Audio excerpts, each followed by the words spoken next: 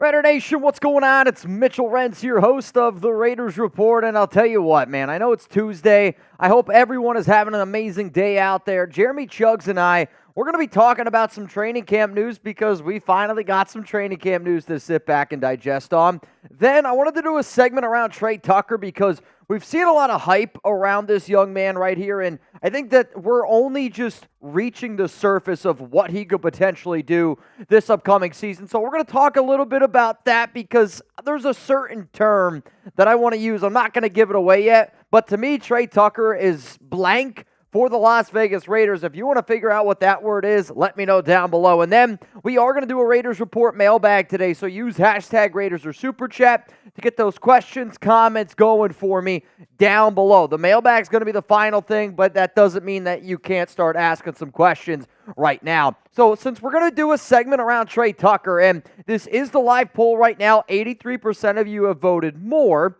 to 500.5 receiving yards. Awesome. How many catches is he going to have? Because, like, when you think about Tucker, last season definitely had some big plays. What about this season, though? Is he going to be able to get the big play? I don't necessarily know that answer, but if you're going to sit up here and tell me that he's going to have over 500 receiving yards, is he going to have 30 catches? Is he going to have 20 catches? Is he going to have 50 catches? Let me know down below. I'm going to give some shout-outs here to some of the people that are already tuned in, watching the Raiders Report, and I'll kind of give my 2 cents on what I think Tucker could potentially do this upcoming season. Yoda says 51. B-Rape says 53. Drew is going to go with 60. I see 40 from Billy Davis, 69 from Juan, as always. Tybo is going to go 44. Rebel says 27. Jeremy Cole's going to go with 26. Will Thompson, too many weapons for 500 receiving yards. Ed Robbins, shout out to Ed Robbins. Robbins was the MVP on our Celtics stream last night. Dropped a $500 super chat when they won it all. I'm not going to lie, shit was legendary. It was, had a lot of fun. I actually was on the Celtics stream yesterday partying up with them for a little bit before tip-off. But, Ed, seriously, man, I know it wasn't on Raiders, but the way that I look at Chat Sports, this is my family here, and, you know, you're helping out Allie, you're helping out Smitty. Shout out to you. Because of you, I was at the house last night watching the show, and Alex is like, who are you watching? And I was like, oh, Allie and Smitty. And she was like, well, what's his first name? I'm not going to lie, I couldn't think of it. The only thing that came to my mind was Jake. I'm like, I know it's not Jake. Dude, I came to the realization whenever I called him the wrong name that I don't think I've ever called him Tyler. I don't think I think his first day it was Smitty. Like, I guarantee you if you ask, maybe they do, maybe they don't. I bet you half the new guys don't know my real last name. You're probably not wrong. I bet if we asked Joey or Reed, they'd be like, Chuggs. Yeah, I'm pretty sure that's on your birth certificate. Jeremy Chuggs. Rebel, delay a stream for the second time. Clean it up. Well, I will say this. Today and yesterday, not on us, and I will always come up here when it is our fault. I will let you know. Today and yesterday, I don't know what's going on with YouTube. It's been kind of finicky. And sometimes, like, they're, like... I think I figured it out. Launching new things here and there, so it can be... I think on YouTube, they've made a bunch of, like, updates to their app. Yeah. So I think over the, past couple days, it's been, like, a little... It's kind of like, what's that show where the guy used to come up to the jukebox and hit it with his elbow? I think you got to give it one of those. We're getting to a point where when we try to start a live show right now on YouTube, it's kind of like an N64 where you got to blow in it a little bit. You got to jam it in there. Make sure, you flip it up and down. Yeah, that's Jeremy before it starts. Every single live show. Do you actually know in an N64, it literally says on the console, do not blow in the game? Really? Yes. That's the only way it works. But it'll literally say, do not blow in. See, yeah, that makes no sense to me. That's the only way that I know how to fix it. That's like getting a milk carton and it's saying, do not open. It's like, how am I supposed to get the milk out? That's like getting a paint can that says, do not shake. You know what I mean? I don't know what you want me to do here. But it is FKC week. Oh, if you don't know, we're going to be going live on Thursday for Chiefs Madden. What? The Fonz. Hit the jukebox. Jukebox guy. FKC week. Billy's going to be there. Hot Dog's going to be there. Zalesbo, what's up, Zalesbo? Big Papa, Yoda Jenkins, Noah Santana, Taino Raider, all chilling with me, Chugs, today here on the Raiders Report. Reminder, Aidan O'Connell starting this game. Yeah. You guys wanted it. Jeremy delivered. Aidan O'Connell, Patrick Mahomes. It's going to be a showdown. I was just upset that this first one was in Las Vegas. Oh, okay. Because I love the snow game. Yeah? I'm going to make it a snow game whenever the Raiders go to Kansas City. You have to. See, the snow game, I still get triggered by my Derek Carr days when it was like, if snow was in the forecast, if it was under 40 degrees, you're like, this is not going to be a good day for the silver and black. That's what it is, man. That's just what it is. And what up, Arctic? We did a good job of this yesterday, Mitch, so we wanted to do it again today. Yep. You want to get on the show? You want to have your voice be heard? Ask us a question. Tell us your hottest takes. All you got to do, either super chat or use hashtag Raiders. We want to answer more questions. It's the dog days of the summer. Correct. These are the times where we really get to know you a little bit better. Y'all get to know us a little bit better. Yep. We get to have a little bit more back and forth because there's not like breaking news happening. There's not a bunch of Raiders it's June 18th. There's nothing that's going on right now. Like, you get a report here and there. You can make a few shows around it. But, like, I'm going to be real. Like, this is the time of the year where I need you guys to step up a little bit more. And you guys do already a phenomenal job. But, like, don't be afraid to ask Jeremy and I some questions. Raiders related, NFL related, can be personal related. But when you use hashtag Raiders, it literally has to say like hashtag Raiders and then your question. The reason is our system, it pulls the questions and puts them up on screen when you use hashtag Raiders. It basically just tells our system like, hey, this question is a good question and that we should put it up there. I know it maybe makes sense, maybe it doesn't, but it's just how our graphic system here at Chat Sports does end up working out. I do have a few super chats. Rebel said, "I support Allie, but not her team. Salty Laker fan." And I support Allie. I support everybody here at Chat Sports. I mean, it's why I showed up yesterday. But, like, at the same time, I feel like if you're a Laker fan, bro, like, you can't be that mad, though. Like, how upset can you be at other teams winning the championship? That's like Yankees fans getting upset when another team wins a World Series. Yeah, it's like, you can't win it every year. No disrespect, Rebel. I don't feel bad for you at all.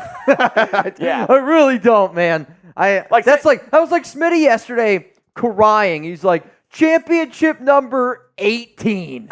Are you kidding me? Yeah. You made a good example today. You're like, if you were a Cubs fan that lived 100 years and never saw a World Series, you get to cry. Yeah. If you're the Patriots on your sixth Super Bowl, you don't get to be, we did it. Yeah. Confetti. Let's just be real here, people. What up, Noah? Act like you've been there before. Noah Santana. He might have the best mustache in the game. Noah, I'm just going to tell you right now, you've inspired me. I think I'm going to rock a stash next week. What do you think? We go back to the stash? Stash Mitch? Stash Mitch? Noah, what do you think? Do I rock this stash? You and I, we're going to rock a stash the entire offseason. Happy for Aidan O'Connell starting, but it's Madden. And, this is kind of the thing that Jeremy and I kept saying over and over and over again to a lot of people that do watch Madden, which it's twofold. One, I want to make the Madden Sims as fun as possible, and I want you guys to have a good time when you watch them. And at the end of the day, if you wanted Aidan O'Connell to start, well, he's starting. The other side of it is Aidan is worse than Gardner Minshew in Madden, and we have this expectation of what Aidan could potentially be in the regular season. Here's the thing. Aidan's not going to be good in Madden. He's a 73 overall, and he's slow. I'm hoping that it works out, and if it works out, then hey, I guess we can beat anybody. Let's go to Joe. What up, man? Any truth to the rumor, Tay to the Rams? So this is not a rumor. This is no truth to it whatsoever. It is an article released by Bleacher Report, which was like 8 trades that, we could see in the NFL that would like blow up the NFL. And it was around the idea of the Rams trading for Davante Adams. It was for a first-round pick, 2025 first-round pick at the trade deadline if the Raiders are terrible. So, that's the whole premise of the trade that you're talking about. if the Raiders are terrible, and I mean like really, really bad, then yes, like there are going to be players like a Devontae Adams, like a Colton Miller, for example, that there could be some teams that pick up the phone and give those guys a call because Miller doesn't have any guarantees left in his contract. Devontae Adams is Devontae Adams. So, like, truth? No. Is there an article from Bleacher Report around this? Yes. But, like, this question here alone, you're not the first person to ask me it, so I hope I don't sound angry. I'm really, really, truly not. I've answered it a lot, but, like, this is actually why we started doing mailbags. This is actually why we started doing shows around, honestly, Bleacher Report articles, because we'd get so many questions regarding it. Truth? No. Is there a chance that it happens? There's a chance to everything, but it's based on the Raiders being terrible and being sellers at the deadline. Let's go to my man, Nabman. The nation showed up and showed out for Barefoot. Thanks to everyone that came in there and boosted her popularity and her confidence. At least I think we helped that channel a lot. Allie's probably the better one that can communicate on that, but I'll say this now, man, to, again, Ed, Celtic Raider. There's been a bunch of Raider fans that have been showing love to our Celtics channel, but, like, honestly, I would like you guys to do that more with a lot of the other channels that we have here at Chat Sports. Like, Jeremy, we're around each other all the time. Like, these are, like, my really, really good friends. Hell, most of these people here are probably going to be coming to my wedding anyway. So, like, it's just one of those things. When you guys can show out and show love, that doesn't always mean in donations. It can literally mean, like I was watching that, man. I was watching those guys last night, and they're getting the chat going because, we're a more established channel here at Chat Sports and on YouTube. So, like, you guys kind of get the game a little bit, and not everybody understands of, what Chat Sports is, what it represents. So when you guys go in there, think of it as like that middle school dance. Nabman's out there dancing, not afraid. Ed Robbins, not afraid to go out there and dance. Celtic Raider, not afraid to go out there and dance. Rebel, not afraid to dance. What happens? Everybody starts dancing. Oh, yeah. So big shout out to the nation for showing out, man. Love helping out the other people from, Chat Sports, the other channels, the other, coworkers. We have a ton of friends who work here, and Petey. So a lot of good times here at Chat Sports. Glad to see everybody supporting everybody's channels. Can't get right. All right, I was going to say, can't get right. Be careful, man. Jaime, do you think Laube will surpass Madison or Abdullah?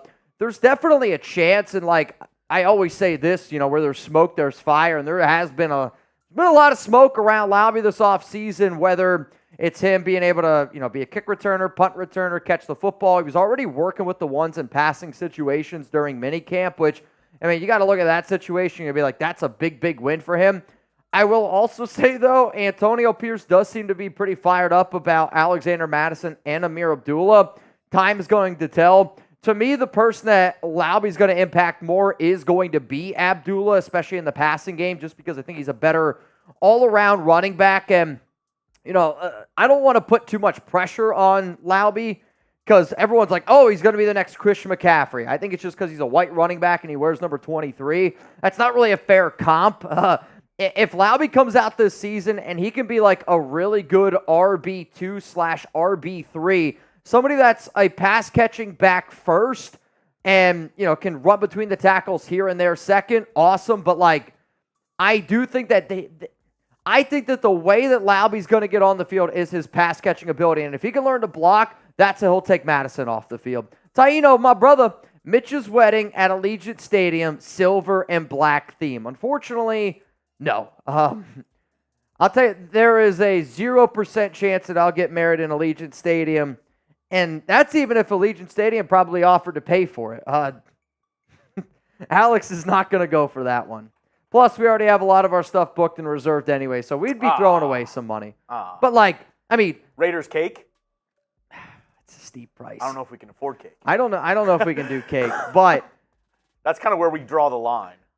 I would say, like, if I could do a wedding at Allegiant Stadium, I'll tell you, if we could pack that thing, I think it'd be a lot of fun. But I think for anybody that's ever been married before, it's probably not up to you. You would want 80,000 people at your wedding? If the Raiders came up to me and said, Mitch, we're going to pay for your wedding, and we're going to invite... What if they were like, you can get married at halftime?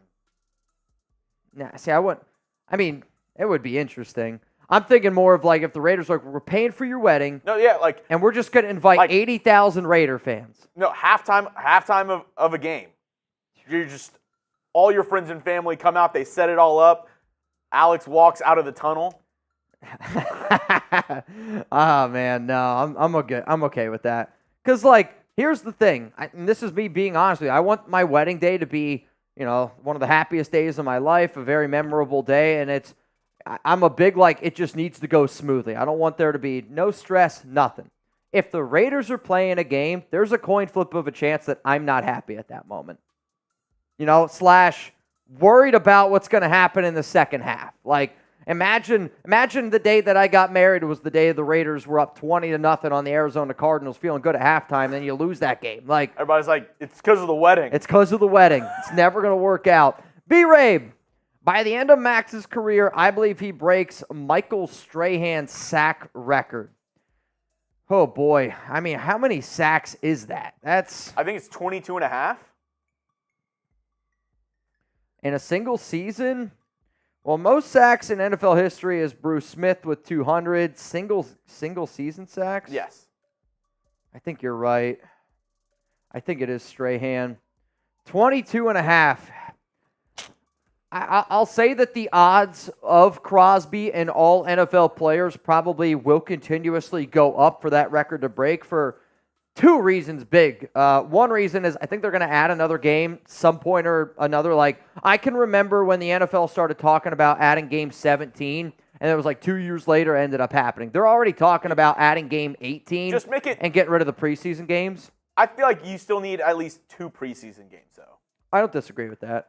Just give me 2 preseason games. I mean, I can remember I went to Top Golf. This is 2.5 years ago at this point, 3 years with Nick Rakowski. And he literally, I was big on, no preseason football, get into, the nitty-gritty of it. And, for him, he was a UDFA. He was somebody that, didn't really get an opportunity and really showed out in the preseason. He was like, dude, the amount of guys that need preseason football for how important it is, and it's the time that some of those guys, it's, their only opportunity to get a chance to play. Like, look at the UFL kicker who he didn't really get a chance, goes to the UFL. Now, he did a really good job, but what happens if a UFL team never would have signed him? He just signed a deal today for $2 million. Cowboys kicker this past season. Yeah. He was a UFL guy, or XFL. And it's going to happen, right? I just think when you see players, I want to see how they do, especially now with these new UFL and XFL leagues where UFL just ended. Garyon Conley, for example, shout out to him. He just got signed by the Cowboys. I want to see what he looks like in the preseason. I don't know if I want to test that water in the regular season. But bottom line, if Max ends up beating 22.5 sacks, obviously I'm going to be fired up. I'm going to be pretty thrilled about it. But I think that number is going to get broken sooner rather than later, just for the simple fact of teams are throwing more. It is more of a pass-happy league, and you're about to add that extra game here. If you don't know, tomorrow I'm going to be on Zoom, and over the past few weeks we've been doing some Zoom calls. So today, the first 10 people who Venmo me $20 are going to be in our Zoom call, and on top of that, I'm going to be giving away some extra free spots. So if you don't have Zoom, I'm sorry, but we will be giving away some free spots today as well. It's just, I'll tell you how exactly you need to be able to do that, but you will need to have Venmo in order for an opportunity to get in our Zoom call. And I only do that just because I don't want to have to track you guys down. You can send me your email. It's very simple, very easy to do. But the first 10 people you in, then after that, if you want to roll the dice a little bit, I'll have some competitions for you guys to compete to join our Zoom call tomorrow. What's up, Miggy?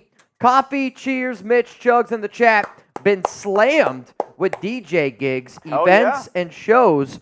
Always watching on my phone, but had to stop in and show love. Shout out to you, Miggy. You need a DJ for the wedding.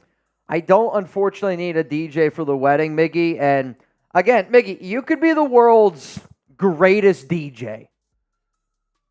If Alex doesn't want it, it's not happening. Based off my wedding experience that we have so far, we both have a say. But tie goes to Alex. You know tie goes to the runner. Yeah, it's kind of like when John Gruden and Mike Mayock were in charge, where Gruden did 51% had 51% say. Mayock had 49% say. But Gruden always got final say. That's kind of how it is. I'm Mayock in the relationship. Okay. I'm Mayock. But did y'all go with live band or DJ? I said DJ. And she said she wants a live band. So y'all are getting live band. The money in that situation, I think that's going to be in my favor. I think the money is going to be in my favor. Did you check out the band I told you? No. Emerald City. Emerald City. Yeah, 4,000. I think it was 4,000 weddings this year or something they did, or all time. I'll have to check it out. Alex has probably heard of it, honestly. Her thing is she's got so many wedding friends here, like down here in Dallas, that can kind of hook us up with stuff already.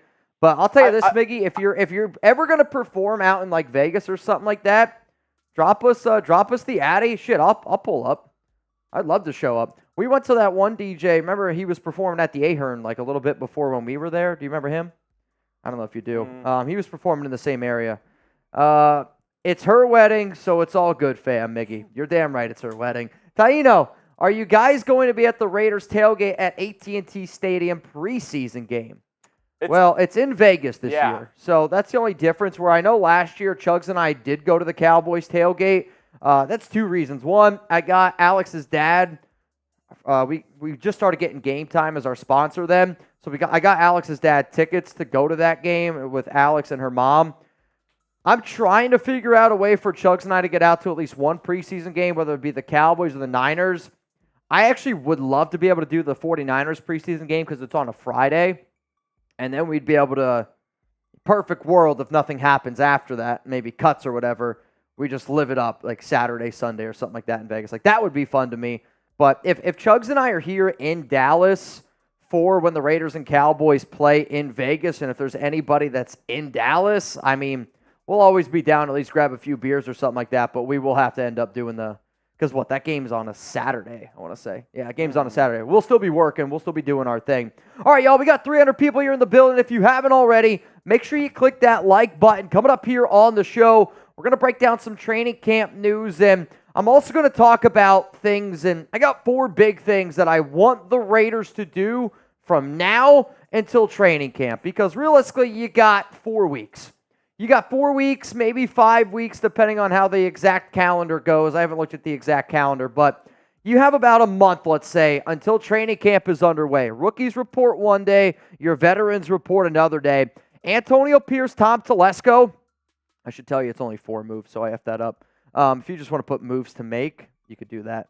I know, I screwed it up. Training camp news, but I'm also going to talk about 4 moves that I want the Raiders to make up until that point. So the reason why it's 4, again, it's like the 4 weeks. If you got to do it in a week increment, give yourself a project and get it done by then. But to me, they have some things that they need to do before training camp. I'll tell you what those are.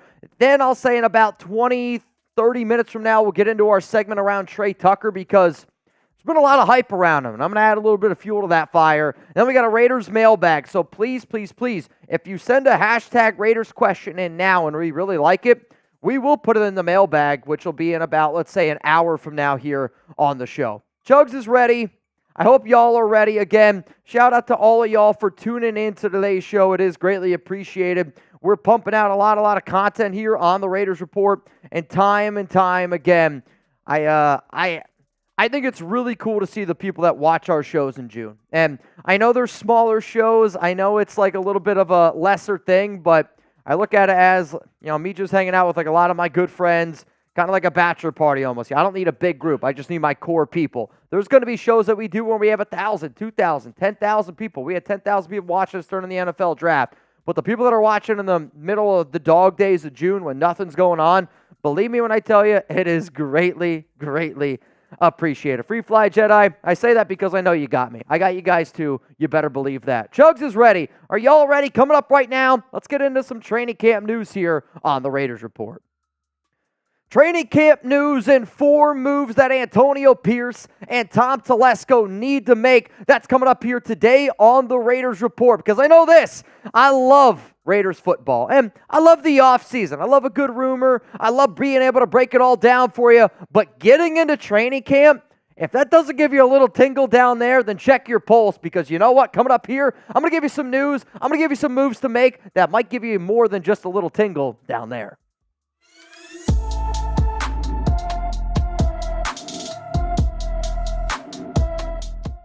Raider Nation, what's going on? It's Mitchell Renz, your host of the Raiders Report, and we're going to get into some training camp news here to discuss, because we've sat up here on the show for a while, and I've been saying, like, we don't have the exact dates set yet for when Raiders training camp is, and luckily the NFL announced when all 32 teams are going to have their training camp, because as soon as mini camp started for the rookies, I was like, all right, this is where it starts to get fun. Then mini camp in general gets going. OTAs is going. But as soon as mini camp ended, I was like, I need this date here to understand when the Raiders do truly get into training camp. Now, I don't know about y'all.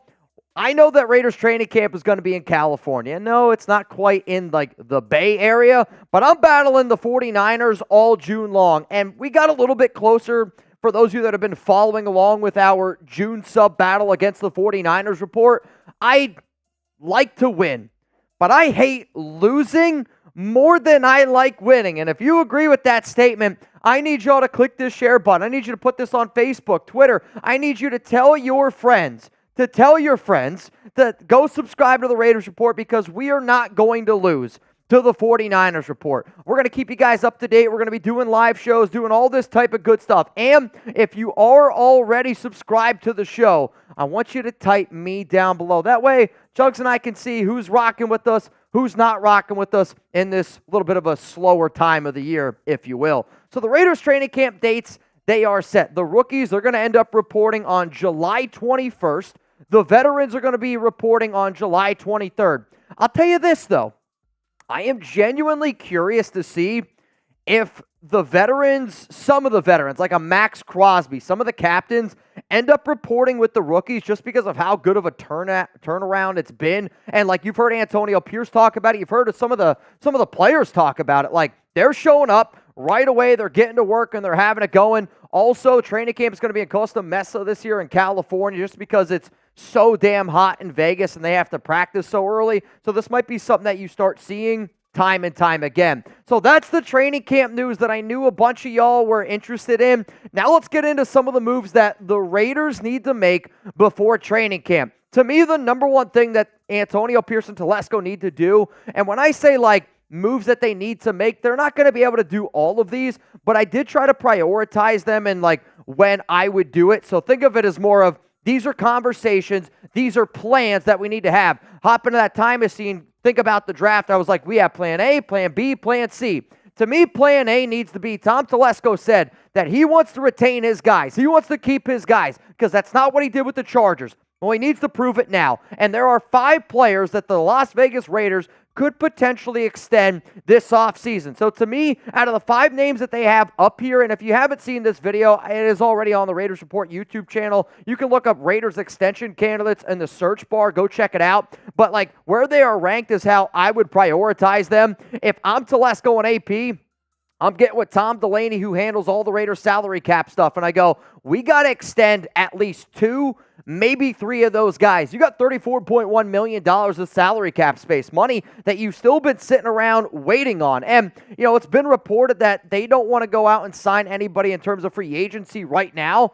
My point is, fine with that, but if you're not going to use that money on go out and getting those free agents, let's use that money over the next 4 weeks now, and let's make sure we lock in some of these star-studded players on our defense, because that's where we're going to win football games this year, on the defensive side of the football. So this is going to be the pinned comment on today's show. And if you're like, Mitch, what the heck does that mean? It means that every person that comes across this video, like when I tell y'all to go comment on the pinned comment, it's the number one comment that I look at when I go back tomorrow, 48 hours, 72 hours from now, to see what you guys have to say. It's the easiest way for me to literally know who's watching besides the Noti gang and who's answering to this question. So please take time out of your day, scroll on down, give me your answer. If you could extend one player this offseason, who should it be?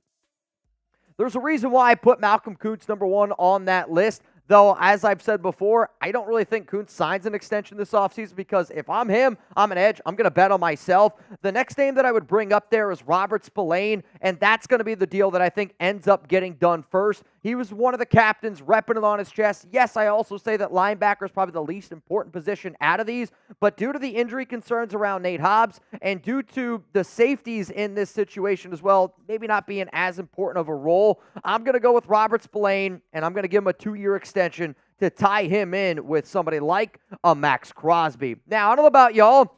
I am a big fan of Chubbies, and I've been a big fan of Chubbies for a long time, and I always say this on the show that the Raiders Report to me it's an unbelievable journey that we've had. And when you get a sponsor that you've worn before, that you've used before, it's a full 360. And again, it's a moment of me being like, you know what? Shout out to the nation. It's greatly appreciated. And if you want to wear the shorts that I've been rocking for years and the shorts that, hey, the fellas here also are rocking, all you got to do is go to chubbyshorts.com/chat. Make sure that you use code chat because our listeners are going to get 20% off your order with that code. That link's going to be available to you all down in the comments and in the description. On top of that, Chugs has been putting it in the live chat as well. I've been wearing their original stretch shorts, and I love how comfortable the elastic waistband is. For all the guys out there that, I mean, I'll be very honest, I have big legs. There's some other people out there that if it's really, really hot outside, if I'm wearing really super tight shorts, I sweat right through them. And I'm not really afraid to tell you guys that. But with this stretchy fabric, it doesn't really allow you to sweat because the shorts allow you to breathe. And if you're like me where you sweat a lot, I live down here in Texas. I know a lot of y'all, if you plan on going to a Vegas game, like you don't want to sit in a chair and then when you get up, you got swamp ass. Luckily with Chubby shorts, they have a lot of different types of shorts you can wear, like whether you're trying to get dressed for your work day, a workout, or a weekend getaway, Chubbies has you covered. And for a limited time, Chubbies is giving our viewers 20% off your order with our code CHAT at chubbyshorts.com/chat. That's code CHAT at chubbyshorts.com/chat. Support the Raiders Report. Support Chubbies because at the end of the day, the nation is family. And Chubbies decided to say, you know what? We're going to rock with Raider Nation. And if you rock with me, if you rock with Chubbies, I know it would be greatly appreciated here. So again, 20% off Chubbies.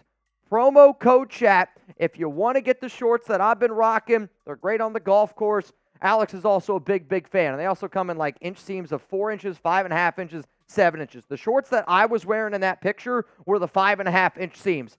If you really want to let the good vibrations out, try the 4-inch seams. Though, you know, hey, you got to have some good legs to be able to do it. Let's go to number 2 here. Cut some fat. And I'm looking at that picture. Is that fat bastard?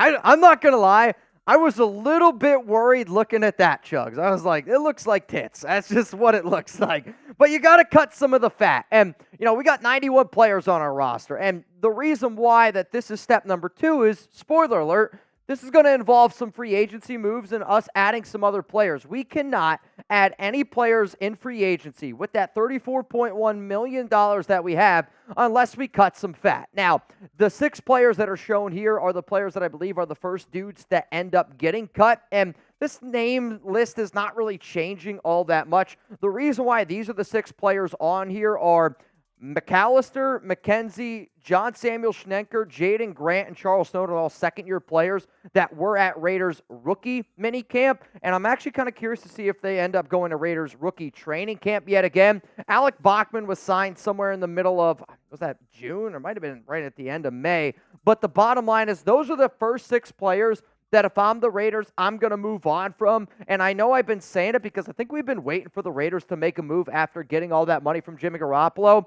The moment you see the Raiders make a cut, and the moment you see them shed some of that roster space, that light bulb needs to go off of, holy shit, I think the Raiders are going to do something, and that's an opportunity to be like, I think I need to see what the Raiders report's doing because I don't want you to miss anything. Let's go to number 3 here. It's sign a veteran corner. And I kind of fall in love with certain ideas, and I fell in love with the idea back in 2021 when the Raiders signed Casey Hayward to put him with the Gus Bradley defense. The Raiders have a lot of good young corners into Camryn Richardson, MJ Devonshire, Jacorian Bennett. And right now, Brandon Faison is being put in a role where he's working with a lot of the ones. And I'm kind of curious, is he working with the ones because he's truly the best cornerback out there? Or is he working with the ones splitting time with Jacorian because he's the veteran? And when I say veteran, he's only 27 years old. So if the Raiders are looking for this veteran presence, if they're looking for another guy that can go out there and can compete with some of these other younger players that we have, like, I kind of want us to add another star-studded corner. And I get it. Antonio Pierce, Tom Telesco, they want to say that they're confident in this guy, that they're confident in that guy. But you know what? I'm also a realist. And if you told me, does our defense get better with Stephon Gilmore? The answer is an instant yes. Does our defense get better with Xavier Howard? Yes. Adoree Jackson? Yes. Patrick Peterson? Yes-ish. I'd be curious to see where they would use him. Keon Crossland's more of just a depth pick if I'm being 100% honest. But, like, if the answer is yes, we can make our defense better, and yes, we have the money to do it, and yes, you still have enough money to be able to restructure or, I don't know, extend some of those players that I just talked about, why exactly aren't we doing it? Because I know the Raiders defense looked really good in minicamp. I know the Raiders defense looked really good in OTAs. But I also think it's because of all the things going on the offensive side of football. New offense, quarterbacks getting used to it, like brand new system being in place. I want the Raiders to go out and get a veteran corner to add to this defense to make it, no doubt, a top 5 defense. So are you going to any Raiders training camp practices? Like, are you planning on going? I know we've been getting asked a bunch. I know Rebel's been asking us a ton. I saw also, I think Noah Santana was saying that he lives out in California. We got a bunch of people out in Cali. And with training camp being in Vegas the past few years and it being so early in the morning, I know that not a lot of people were maybe able to go. But if you are planning on going, letting me know. And then on top of that, like if anybody knows any cool like restaurants, or Mickey said he was DJing, hey, if I have the opportunity to go out to that area, I'm going to try to do so. I'm going to try to link up with some Raider fans. So I kind of want to see who I could potentially link up with. Let's go to number 4 here. So not only do I want the Raiders to sign a corner, I want the Raiders to sign another edge. And I know that we have a lot of edges, defensive ends already on our roster, but like, I say that and I mean it as more of, you know, the movie 300 where they're like, we got 300 soldiers. I think we have 3 soldiers. You know what I mean? Like we got Max Crosby, we got Malcolm Koonce, we got Tyree Wilson. After that, there's no way in humanly possible if it's 3rd down and 5 and Patrick Mahomes drops back to pass, and if Janarius Robinson, TJ Franklin, Ellerson Smith, Charles Snowden, Amari Gaynor, Ron Stone, David Agoa, like those guys to me might turn into good players. But I'm talking about guys that I know I can rely on day one. And out of the day one dudes, there's only 3 people I'm hoping can really shine. And one of those is a second-year guy in Tyree Wilson that we know he has a lot of upside, but I want a proven veteran, somebody that can pin his ears back, get north and south, and go out and get some guys. Like my top 3 players that I want the Raiders to target at the end, number 1 is Emmanuel Ogbah, somebody who's got a lot of ties with this Raiders organization. Yannick Ngakoue, very good friends with Max Crosby, and I still think can help out, be somebody that pins his ears back, gets north and south. And then Jerry Hughes, another solid dude that, yeah, these guys are not young. That's okay. The Raiders have a young team overall. And when you look to add a veteran, you add a veteran right before training camp, you have them get in there, and then you're ready to compete and you're rocking and rolling. I want the Raiders to be the best defense in the NFL because to me, if you're going to roll the quarterbacks that you're going to roll out there, you know, like Gardner Minshew's not anything special. Aidan O'Connell, not anything special. But what you need those quarterbacks to do is do exactly what they're good at. They need to take care of the football. They need to extend drives. The Raiders aren't going to be a team that wins a bunch of games. Like, I know Antonio Pierce said the magic number is 24. If the Raiders get to 24 points every single game, they better be a 10-win team. If you need the Raiders to go out there and sling it for 30 points, that's not going to be the winning formula. You need to be able to take care of the football, rely on your quarterbacks to not turn it over, convert some extra long drives, and if you can be around 20 to 24 points per game with this freaking defense, with this plan before training camp, very good things ahead for the Silver and Black. Now, before I get out of here, it's the offseason, but on Thursday, June 20th, Raiders, Chiefs, Madden simulation, and because you guys wanted it, Aidan O'Connell is going to be getting the start. I don't care if it's June. As far as I'm concerned, this is Chiefs week. So every video that I'm putting out, it is FKC week. And if you don't spam FKC, that's a you decision. I would look at it as if it was Raiders game day, right? And if you're sitting there at Allegiant Stadium and it's 3rd down, if it's a big Raiders touchdown, hell, if when Patrick Mahomes, Travis Kelce come sprinting out onto the field, you would be the Raider fan that's just sitting there. Hell the F no. You're standing up. You're screaming your freaking lungs. I want people to hear us. I want Raider fans that are in Kansas City to hear us if we're at Allegiant Stadium. If you want to tune into all of our live Madden shows, reminder, it's in parentheses is when we will be live here on the show. So make sure you're subscribed. Make sure you got those notifications turned on. And Chiefs week's going to be wild. Chiefs day is going to be wild. And I already know that it's going to be a wild, wild, wild show. So hopefully y'all are tuned in. Y'all are rocking and rolling with us. I also wanted to wear this jersey today because the nation is a family. And I say that time and time again, and I've said it multiple times on the show. Like, it's in the middle of June, right? You're in the middle of June. There's a lot of other things that you can do, and I get that. Ron Raspberry, shout out to you. Ron is actually, right now, I want to say he's in Vegas. His youngest daughter, she's becoming a young Raiderette. So the Raiders, they're starting to do this like young Raiderette program. So if you guys could, give a shout out to Ron Raspberry, man. Father's Day was just the other day, and that guy is a A-plus father, and I needed to be able to give him a shout out. Best of luck to your daughter. I hope she's a Raiderette, and once she gets the pom-poms, if you want to put her up here on the show, I'd be more than happy to do so. Ron, you're a freaking legend, man. Thank you so much for doing everything that you do here for this show. Oh, do I like sushi? Yes. Next question. Had it last night. Raw sushi? Well, define, what do you mean, like sashimi? Yes. Yeah. Oh, yeah, I don't care. I think the only time I get weirded out with,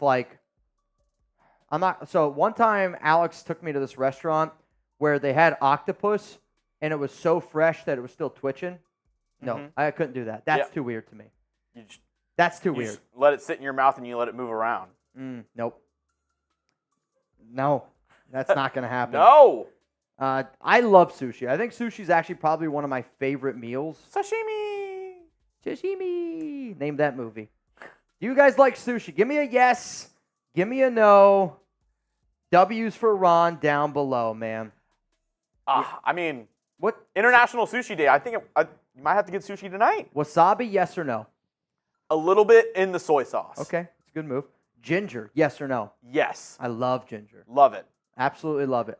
Do you eat it on the sushi, or do you eat it as a palate cleanser? Both. I actually do both. There's once in a while where I will put the ginger on the piece of sushi. So the deal that Alex and I got, what's today? Today's Tuesday. Alex got for Father's Day, we got sushi on Sunday. We had so much that we had some left over yesterday. But they had a deep fried sushi roll. On a piece of sushi like that, I will put a piece of ginger on. If it's super fresh, then, and I don't really think it needs it, then no. But so yeah. Ginger is actually, they give it to you not to put on the sushi, it's a palate cleanser. Oh, I eat it. We actually have ginger cubes that you can freeze them for when you have sushi, and then you pop them right in in case you don't get enough. But I'm the only one that really eats the ginger. Alex doesn't really do that. Yeah, and also our wasabi isn't actual wasabi. Really? Yeah, it's horseradish. Mainly, yes. Because real wasabi, grinded down, it doesn't last very long, and it's more expensive. I mean, that's so it's basically like horseradish that's dyed green into a paste. That's interesting. I actually never knew that. I mean, I knew that it tasted exactly like horseradish. I can actually remember a really mean prank that my uncle played on my aunt. This is probably 9 years ago. So my mom is a twin, for those that do not know. And, man, I don't even know how many years ago it was. The story, the way that it went was one cupcake was a normal cupcake. The other was a wasabi cupcake, where the icing was wasabi. And my aunt is kind of like me with a sweet tooth, where if she's going to eat a cupcake, she only eats the top. My uncle knew that. And he made these cupcakes, and he made one with the wasabi icing. To this day, I can still remember the icing coming out of her nose. I mean, it was... It was that bad. I mean, if you think about a cupcake, and it's that glob of icing, but it's wasabi.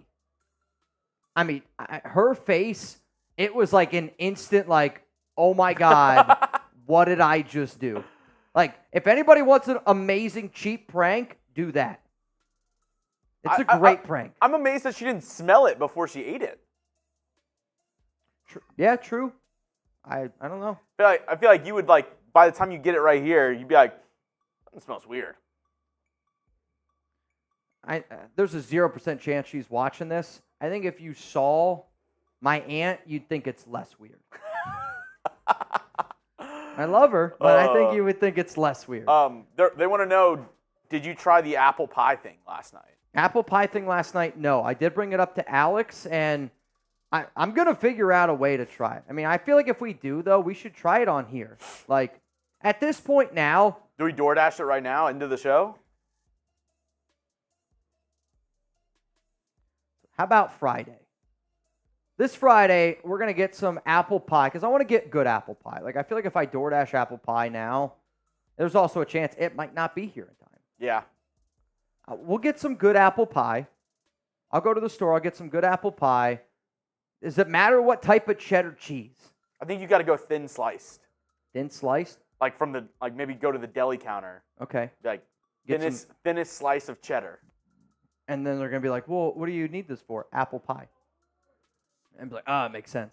Apple pie cheese. Apple pie cheese, boots with the fur. All right, I need to switch up my jersey here real quick.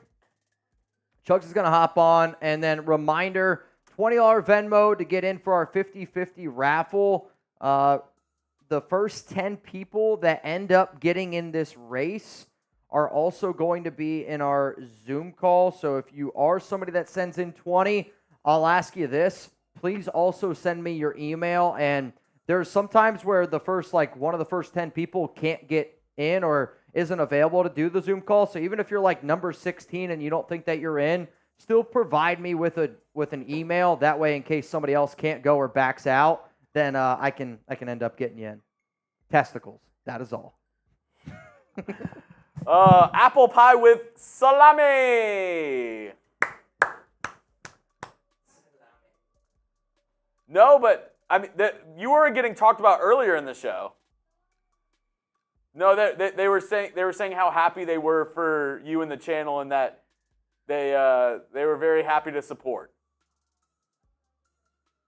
They also said Smitty's pretty weak for crying for a Celtics championship. I'm pretty sure that wasn't even a real cry. Let's be honest. Was it a real cry? Why for yes and for no? There's no way. It seemed very forced. There's no way it was a real cry. I wish Jake was out here to defend himself, but I don't think it was. All right, let me get some people here that are in this race. What was it? Real tears? Why for yes and for no? Yes? Yeah? I don't know. Hey, you know what? If there's one thing, I think Petey's an honest person. I don't like his food takes. I think they're bad. I think they're honest to what he actually thinks is true. Yeah. Like, I think it's kind of like those people who convince themselves of a certain thing. Like, I think Petey's convinced himself that Dickies is good. I don't know. He's not trying to, Coop was just trying to, flex yesterday. I think Petey actually does believe that Dickies is better than Bella Green. Nobody has any idea what you're talking about, but yeah, they do. I don't know. I mean, people have probably heard of Dickies, but I don't think people have heard of Bella Green. Do you think people have heard of Bella Green? Oh, probably. Yeah? All right. I don't know. I have never heard of it. But Yoda Jenkins, drunk cry, like when you drunk and cry, I love you, man. I mean, I'll say this, what you said it today, crying over, what'd you say, crying? I would cry if the Raiders won a Super Bowl. Yeah. In all honesty, I really would. It's at this point, if you're a Chiefs fan, are you allowed to cry if the Chiefs win a Super Bowl? No. Yeah, exactly. That's like Travis Kelce when he gave his Super Bowl speech. He's like, nobody thought we would be here. Everybody doubted us. I'm like, nobody did that. There's nobody did that. Nobody did that. There's not a single person ever thought that. No one. 0 people ever thought that. Just saying. Yeah, Richie said never heard of it. Hey, it is what it is. All right, let's get into the next segment here on the show. The people that are in right now, I got Nabman, Noah Santana, and then my guy Can't Walk are in this duck race. So those are the first 3 people in. I'll make you guys a deal, all right? How about this? This is where the deals get in. The next 2 people that send me a $1 Venmo, I'll send it right back to you, at Mitchell Renz 365. You are in the duck race. Or not in the duck. You're in the Zoom call. What'd he say? It's not, Coop. It's not. It's just not. Again, I think it just comes down to different people like different food. Yeah. Some people like good food. Some people. Jeremy gets wet for Belgium. Yes, it's great. Gets what? Oh, I thought I was dumb to think that that's like what you ordered. I'm like, I don't even know what that means. I'll take the side of wet. Yeah. Harrison got hummus. He said it was bad. Again, I'm not taking food takes from people who don't eat fruit, don't eat vegetables. That's it. Yeah. I eat fruit every day. No, Harrison doesn't. Harrison doesn't like fruit. I can't take food takes from people that don't like veggies and fruit. Can't do it. Oh, man. All right, guys, let's get into this next show here around Tre Tucker. I got a lot of hope for Tucker this upcoming season. And I got a secret word that I want to be able to use here on the show that I'm hoping finally pays fruition. All right, so the people that can't walk. Ooh, can't walk. Hang on a second. Let me just get this one for the Zoom call. So the Zoom is, Eric F., I need you to send me your info, and then Rebel Montana, I need you to send me your He says, definitely try it on the show. Raider Nation would love to see your guys' reaction. My question is, do we have to heat up the pie or heat up the cheese? Like, is it hot pie, cold cheese? Do you heat it up together? Like, yeah. Are they both cold? I don't see how it could be both cold. There's no way it both can be cold. I guess we could buy two, or maybe we get three. We get one piece of warm pie with warm cheddar cheese. Then we get another one that's warm pie, cold cheese. Cold pie, cold cheese. Or do we have to get another one then, cold pie, warm cheese? I don't know how we do that. You have to get a paper plate, put the cheese on the paper plate, microwave it, scoop it off, dump it on. It's the only way. They're saying you have to melt the cheese on the pie. I think. Are you going to eat apple pie not slightly warmed up? Like, you're just going to eat it cold? Do you eat cold apple pie? Not cold, room temp. Okay. I've had it before where it's like Thanksgiving. It's like, been out for a little bit. It's on the table with everything. Yeah, but like, you don't warm it up? Like, if I'm getting apple pie, it depends. Instantly going in the microwave. It depends on how I'm feeling. Apple pie in the air fryer? Unbelievable. Yeah, everybody's saying you got to warm it up. Yeah, got to warm it up. All right. Aggressive, he said, my super got ignored at the end of yesterday's. Are you talking about our stream or the Celtics stream? If it was the Celtics, probably because there's a lot of shenanigans. Shenanigans. Yeah, I mean, that was I was kind of debating whether or not I was going to come back in and party with Smitty and Allie. But to be totally, like, transparent, I was like, I'm going to let them enjoy their moment. I'm going to let them, like, have a good time. It's going to be something that I'm sure that they remember. I was happy to party in the tailgate. I did, Chuck, I'm not even kidding you. I think I did 7 beer bongs in about 10-minute span. When? Yesterday before Celtics tip-off. I ran back into the studio. I mean, we were sucking down some beer bongs. I'm not going to lie to you, I did throw up on my run home. I was wondering how your run home went. Disaster. It's probably the worst run I've ever had. I was so full. I felt like I was a pregnant woman running. I'm not even kidding. Like, I could feel like my stomach bouncing. He knows how that feels. Yep. And I was trying to think, you guys don't walk home. I had to pull a chase. I had to run near something and had to get rid of some stuff. I was not good. Yep. Salami? Aggressive. I went back and saw what you said. Aggressive supered yesterday. Maybe it was like as we were ending. Okay. I don't know. I don't know. I don't remember, but he said Raiders meet and greet this summer, first round on me. See, that's just not. I'd rather have it in a cup. Well, unfortunately, Aggressive Master Raider, if we do a meet and greet, first round's on me. So, I mean, you guys always buy drinks for Chugs and I. So if we ever meet in person, I will buy the first round. If you want to buy the second round, it's totally fine. But I'm buying the third round then. Yeah, we talked about a couple of different things, possibilities this summer, maybe even preseason, getting into the season. of something. Yeah, I mean, to be totally transparent with y'all, I got my bachelor party at the end of July, and I'm trying to convince my mom to come down here to Dallas in like July 13th.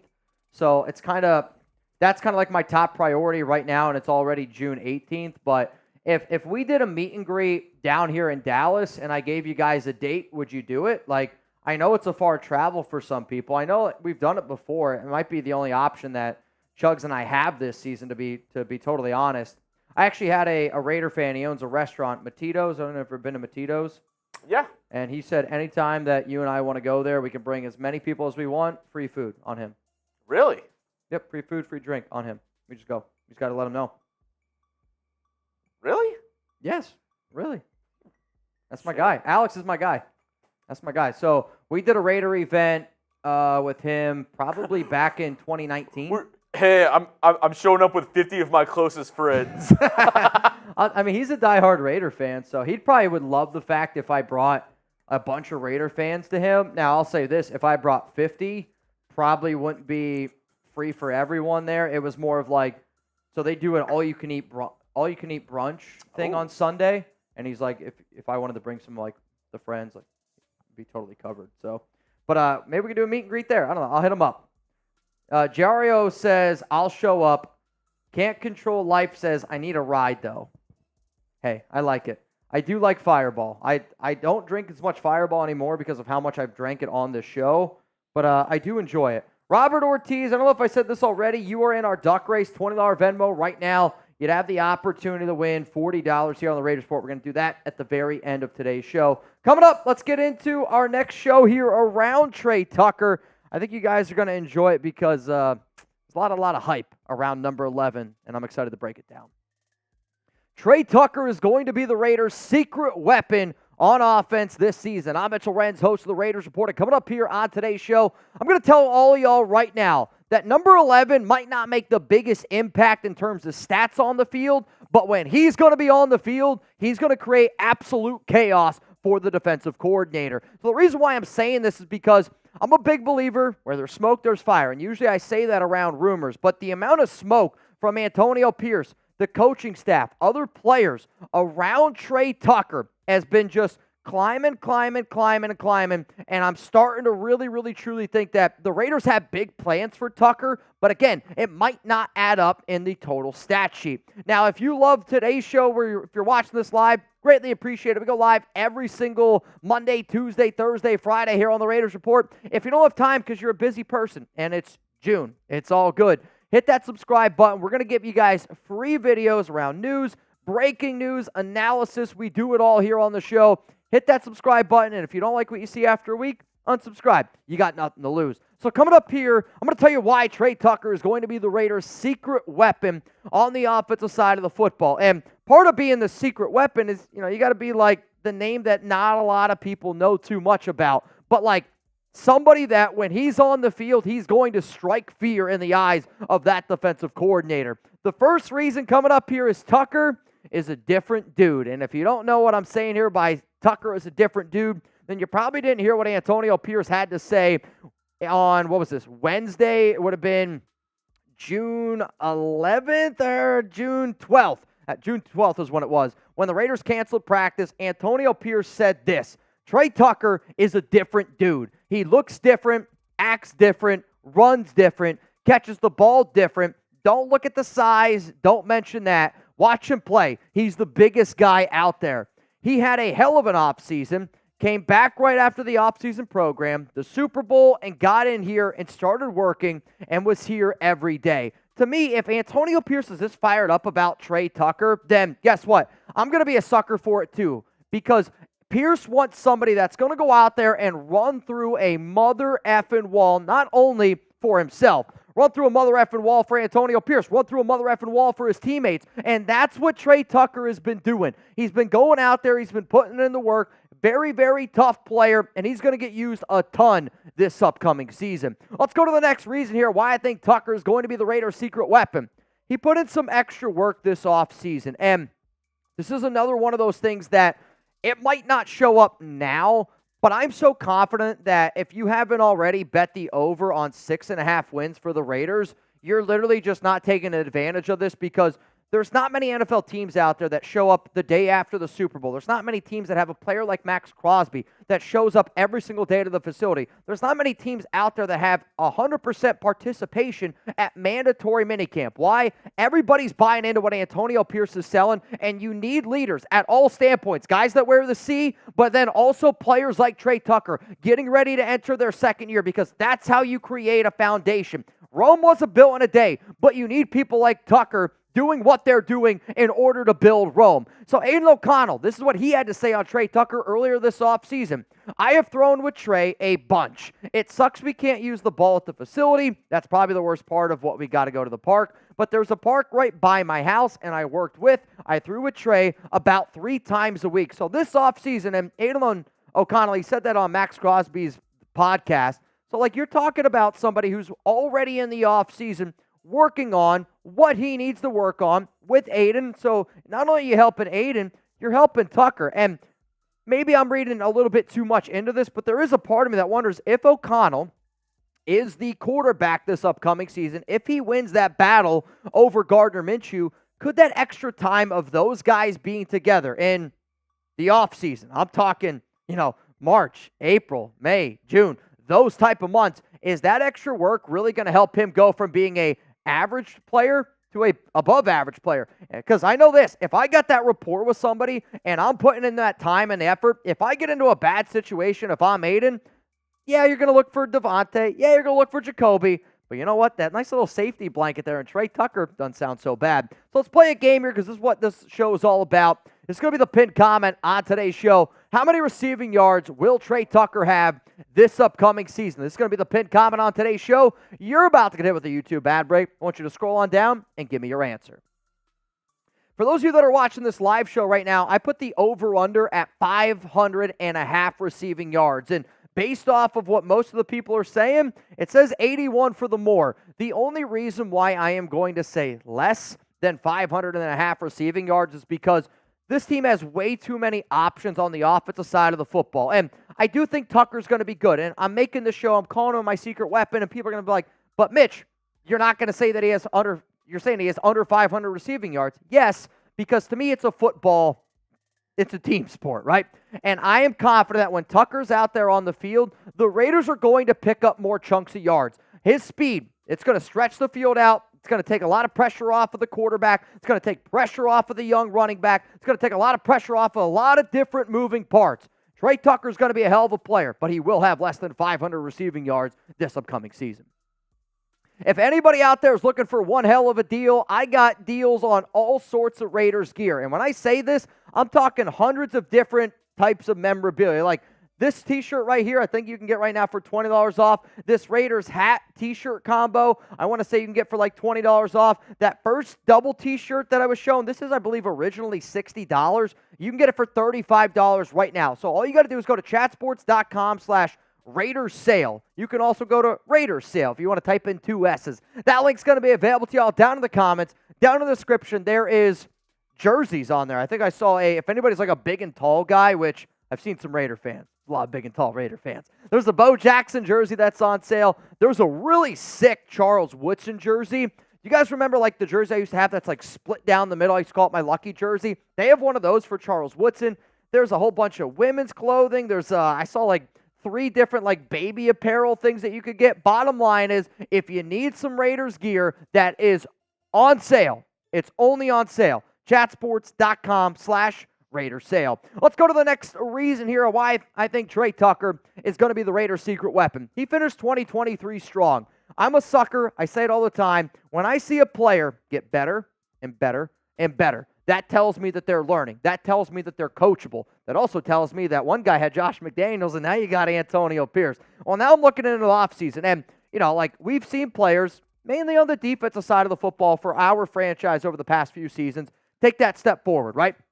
Javon Merrigan in year 3 took that step forward. Malcolm Koonce last season took that step forward. And I think with an extra offseason of not having Josh McDaniels and having a good coaching staff like we have in Antonio Pierce, you're going to see him take that step forward. But he already started to do it a little bit last season. In the first 13 games with the Silver and Black, he saw 19 targets, had 8 catches, 161 yards, and, averaged 20.1 yards per catch. Here's the thing, though. He did have some drop problems, which kind of took him off the field. And I said, if we can figure out how to catch the football, he's going to get more playing time. The last 4 games of the season, 15 targets, 11 grabs, 170 yards, and 2 touchdowns. Also, one of the players that's really been taking notice of how much work Tre Tucker's been putting in this offseason and how much better he's already gotten is Jakobi Meyers. And if you've ever heard Jakobi Meyers talk, there is no bullshit that comes out of this guy's mouth. It is 100% just straight spitting facts because not that he doesn't care, but he's so laid back that he is going to tell you exactly what's on his mind. And Jakobi had this to say about Tucker. My boy Trey, he's catching the ball better. He's always been fast. He might be a little bit slower. Don't tell him I said that. He's really playing good football right now. I'm proud of him. Just the person he is off the field. He shows up every day, and he's doing his work. And, he's going to be able to put up some good numbers. But when you think about the target share, right? Like, Devontae is going to be target 1. Let's just say then after that, it's some mixture of Jakobi Meyers, Brock Bowers. I do think Michael Mayer, because of the 12 personnel, gets more targets than somebody like Tre Tucker. He's going to have to battle it out with, Michael Gallup a little bit more. Dylan Lobby's going to get his. Zamir White's going to get his. The Raiders have a lot of mouths to feed on the offensive side of the football. And just because they have a lot of mouths to feed, what's going to make Tre Tucker fun is how much he's going to open things up for everybody else. Think of Tre Tucker as a point guard. He might not have a lot of points, but you know what? If Devontae catches a 50-yard ball down the field and Tucker's on his side, it's because somebody probably had to respect Tucker's speed, and he's going to get an assist on that touchdown. Let's go to the next one. He fits exactly what Antonio Pierce wants on and off the field. If you're trying to build a football team, if you're trying to build a franchise, and if you're trying to get the Raiders back to the way that they were in 83, in 80, in 77, Super Bowl winning caliber teams, you want to be able to fit somebody that tells exactly what you're coaching on the field and off the field. And Pierce said this offseason that he wants to see more pre-snap motion. Quite frankly, I can't think of a better player on the Raiders right now that could fit a better role for pre-snap motion. And maybe that's Tre Tucker's role early on in the season where you got Devontae, you got Brock Bowers, you got Jakobi Meyers. If you're telling me right now Tre Tucker comes sprinting across that line of scrimmage, if you're a defensive coordinator, you're like, I got to account for that. Then that helps your quarterback, Gardner, Aidan O'Connell, understand, all right, maybe are we in zone? Are we in man? You can read that play a little easier. You can diagnose the play, and then bang, you're picking up some yardage. That's how Tre Tucker is going to be used. You could also use him on a jet sweep. You could use him on a deep pass down the field. His toughness, his mentality, it's what Antonio Pierce is trying to preach to so many of these young guys. And I think when you have young players that are already doing those things, it makes it a lot easier for that next young group to be able to come in and go, okay, I know what it means to be a Raider. I know exactly what I have to do. I know what is expected of me from top to bottom. Like, if you showed up to a job and the person that was helping you get trained for your new job was like, doesn't really matter, man. You can do whatever you want here. You're going to have that exact same mindset. If you're a young rookie player, and right now the Raiders, they got 17 UDFAs, you got 8 rookies, 25 young guys looking up to some of these players. If I see a young second-year player in Tre Tucker, and he's doing everything that is asked of him on and off the field, that's what I'm going to start doing. That's what the Raider way needs to be. That's what the mentality of this football team needs to be. So how about this? Let's play a game here. Get down in the comments section with me and give me one word to describe Tre Tucker and his impact on the Raiders. One word. It can only be one word. What's the one word that comes to your mind for the Raiders and how Tre Tucker is going to impact this team? Because for me personally, my word is the word that I use a lot, and I mainly use it when I talk about offensive line, but I'm going to say it here because Tre Tucker's versatility is what's making him the secret weapon of the Raiders. They can use him on punt return. They can use him in the kick return game. They can use him as a receiver. They can line him out, in my opinion. You can line him out wide. You can line him in the slot. You can line him where he runs a jet sweep. He takes the ball. At any moment that he touches the football, he can hit a home run. He can take it to the house. He can also be a good player that gets you a few stolen bases where he's going to open up a few other things for other people. Like what Tre Tucker is going to be able to do and open up, it is all a part of that versatility. And, like if the Raiders want to add somebody else into the special teams mix, why can't it be Tucker? Tucker's a player that had, over his career at Cincinnati, close to 1,600 total yards as a kick returner, 67 returns. He did it mainly as a freshman, and the more and more he got involved on offense, that role started to dwindle a little bit. But I do think one of the reasons why Telesco did not bring a guy that he had a good relationship with in DeAndre Carter is because he has so much confidence in Tre Tucker, so much confidence in Dylan Laube, so much confidence in Amir Abdullah. And then the final reason here is his versatility on offense and special teams, which is kind of why I'm going there with that one-word reaction. The 67 returns, the 24.9 average, the 2 touchdowns. With these new kickoff return rules, I can't wait to see what Tom McMahon, Raiders special teams coach, decides to do, because Tucker's going to be eye candy. He's going to be a player that the Raiders are going to try to use as a decoy. And, sometimes your secret weapon can be a decoy. And when you look at everything that he's going to be able to bring to this team, he's going to do a lot more. Like, for example, if Tre Tucker's in the game, you're going to have to take your attention, and you're going to have to give him that attention because he can take the top off of a defense. And if Tucker's in the game, well, the thing that killed the Raiders last season was they didn't have a quarterback that could throw the football further than 20 yards, right? Teams were stacking the box, and they were killing Josh Jacobs, and they were killing our offensive line because teams were putting 8, 9 guys in the box, and they're saying, hey, try to beat us deep. Well, Devontae Adams, even though he's a phenomenal receiver, isn't a speedy guy. Jacoby Myers, very good wide receiver too, not a speedy guy. Brock Bowers, Michael Mayer, both very good players, but again, not somebody that's going to stretch the field. The field stretcher that the Raiders have, realistically, is Tre Tucker and Jalen Guyton. I'm going to bet my money on Tucker's going to get more opportunities. So, everything that I said, I believe that Tre Tucker is going to be the Raiders' secret weapon because he's going to do things that not a lot of other people are going to be able to do because of his agility, because of his quickness. And he might not put up these huge numbers, but chaos. Chaos leads to points. And when Tucker's out there on the field, he's going to create chaos. AP's fired up about him. And if AP's fired up about him, that means more opportunities, no doubt about it. Then I also think it's because of that ability to beat you anywhere and the ability to just do a lot of different things. Luke Getsy and that 12 personnel, they're going to want to run a lot of different systems. They're going to want to try to put a lot of different things out there and confuse the hell out of you. The number one most confusing player on this Raiders offense, when he's out there, if they use him correctly, and they're already calling him like Little Tyreek, or they have a nickname like that for him, you can't call somebody Little Tyreek if you don't plan on actually using them as a Swiss Army knife, as a secret weapon, as something. So all I'm saying is this, with 12 personnel, with Tre Tucker, he's going to create a lot of chaos for defensive coordinators, and that's why he is the secret weapon for this Raiders offense. Who's the most under-talked about Raiders player? I like this question. The most under-talked about Raiders player. So Andre James. It's not a bad name. Somebody who's good, somebody who's a really good player for this team, does their job, but nobody really gives them the recognition. Nobody really talks about them as much. They're not a hyped about player.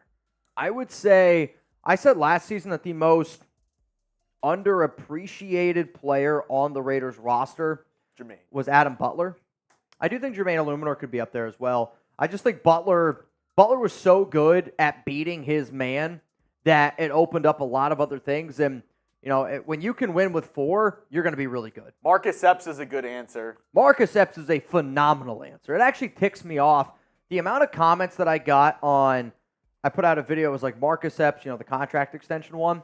The amount of times that people were like, I can't believe you put him on there. I actually don't even understand how somebody can. I can't believe that you can't believe that I put him on there. It's mind-blowing to me. Like, people were being like, oh, Marcus Epps was average last season. If you hear anybody say Marcus Epps was average last season, then that's somebody that's only looking at, I guess, stats. I don't even know that. Like, they didn't watch the game. Marcus Epps is a captain. He's one of the leaders out there, and he's doing a lot of traffic directing to make sure that everything looks good. There's at times Epps is like what's the person that does the orchestra? Maestro. He could be the maestro sometimes out there where, yeah, if you're watching that orchestra, you're watching that band, you're like, what the hell is this guy doing? I feel like I can do that. And then you got the tuba player over there blowing their brains out. But you know what? You need this guy. No? Just blowing his brains out. I mean, there's a chance where I think a few years from now we could see Coop being a tuba player. Mm-hmm. Blowing his brains out. I think John Jenkins, Adam Butler could be good answers, even though obviously they brought Christian Wilkins in to kind of fortify that unit. I think Andre James is a good name. Andre James. I'll say another name outside of that, like if we're really... I actually think Harrison Bryant is going to be used a lot more than what Raider fans realize. And I know... Moyer? Who? Moyer. I mean, you joke, very important to have a good long snapper. Having a good long snapper is critical. I mean, it's not important until... It's important. Until tie game, fourth quarter, 4 seconds left. Yeah. Yeah, I mean, Jacob Moyer, if he were to snap a ball, I mean, could you imagine? Extra point to tie the game. High snap. Everyone's gonna know Jacob Moyer. Longest tenured Texan, their long snapper. Been with the team for 16 years. That's impressive. That kind of was like the Raiders a few years ago. They had I used to love me some Trent Sieg. Trent Sieg was always the lowest rated player on Madden. And then he went to the Dallas Cowboys. Heartbreaking. Absolutely heartbreaking. We do have a super chat coming in. Ooh. From Raider Invader. Uh-oh. Let's see it. AOC will become the Raiders' franchise quarterback this year. Main reason, because all of you doubt him. Mark my words. I hope you're right. I mean, in that case, I doubt Max I'm Crosby. doubting Zamir White. I doubt everyone, right? I doubt I hope Dylan you're right, Parham. And I actually kind of get mad when people call me an Aidan O'Connell hater. It's actually one of the things that does really grind my gears, just because I root for Aidan through and through. It's hard not to root for Aidan. I mean, he was a quarterback that's literally, you look at Aidan and you're like, how is this guy even in the NFL? He's always just proven people wrong time and time again.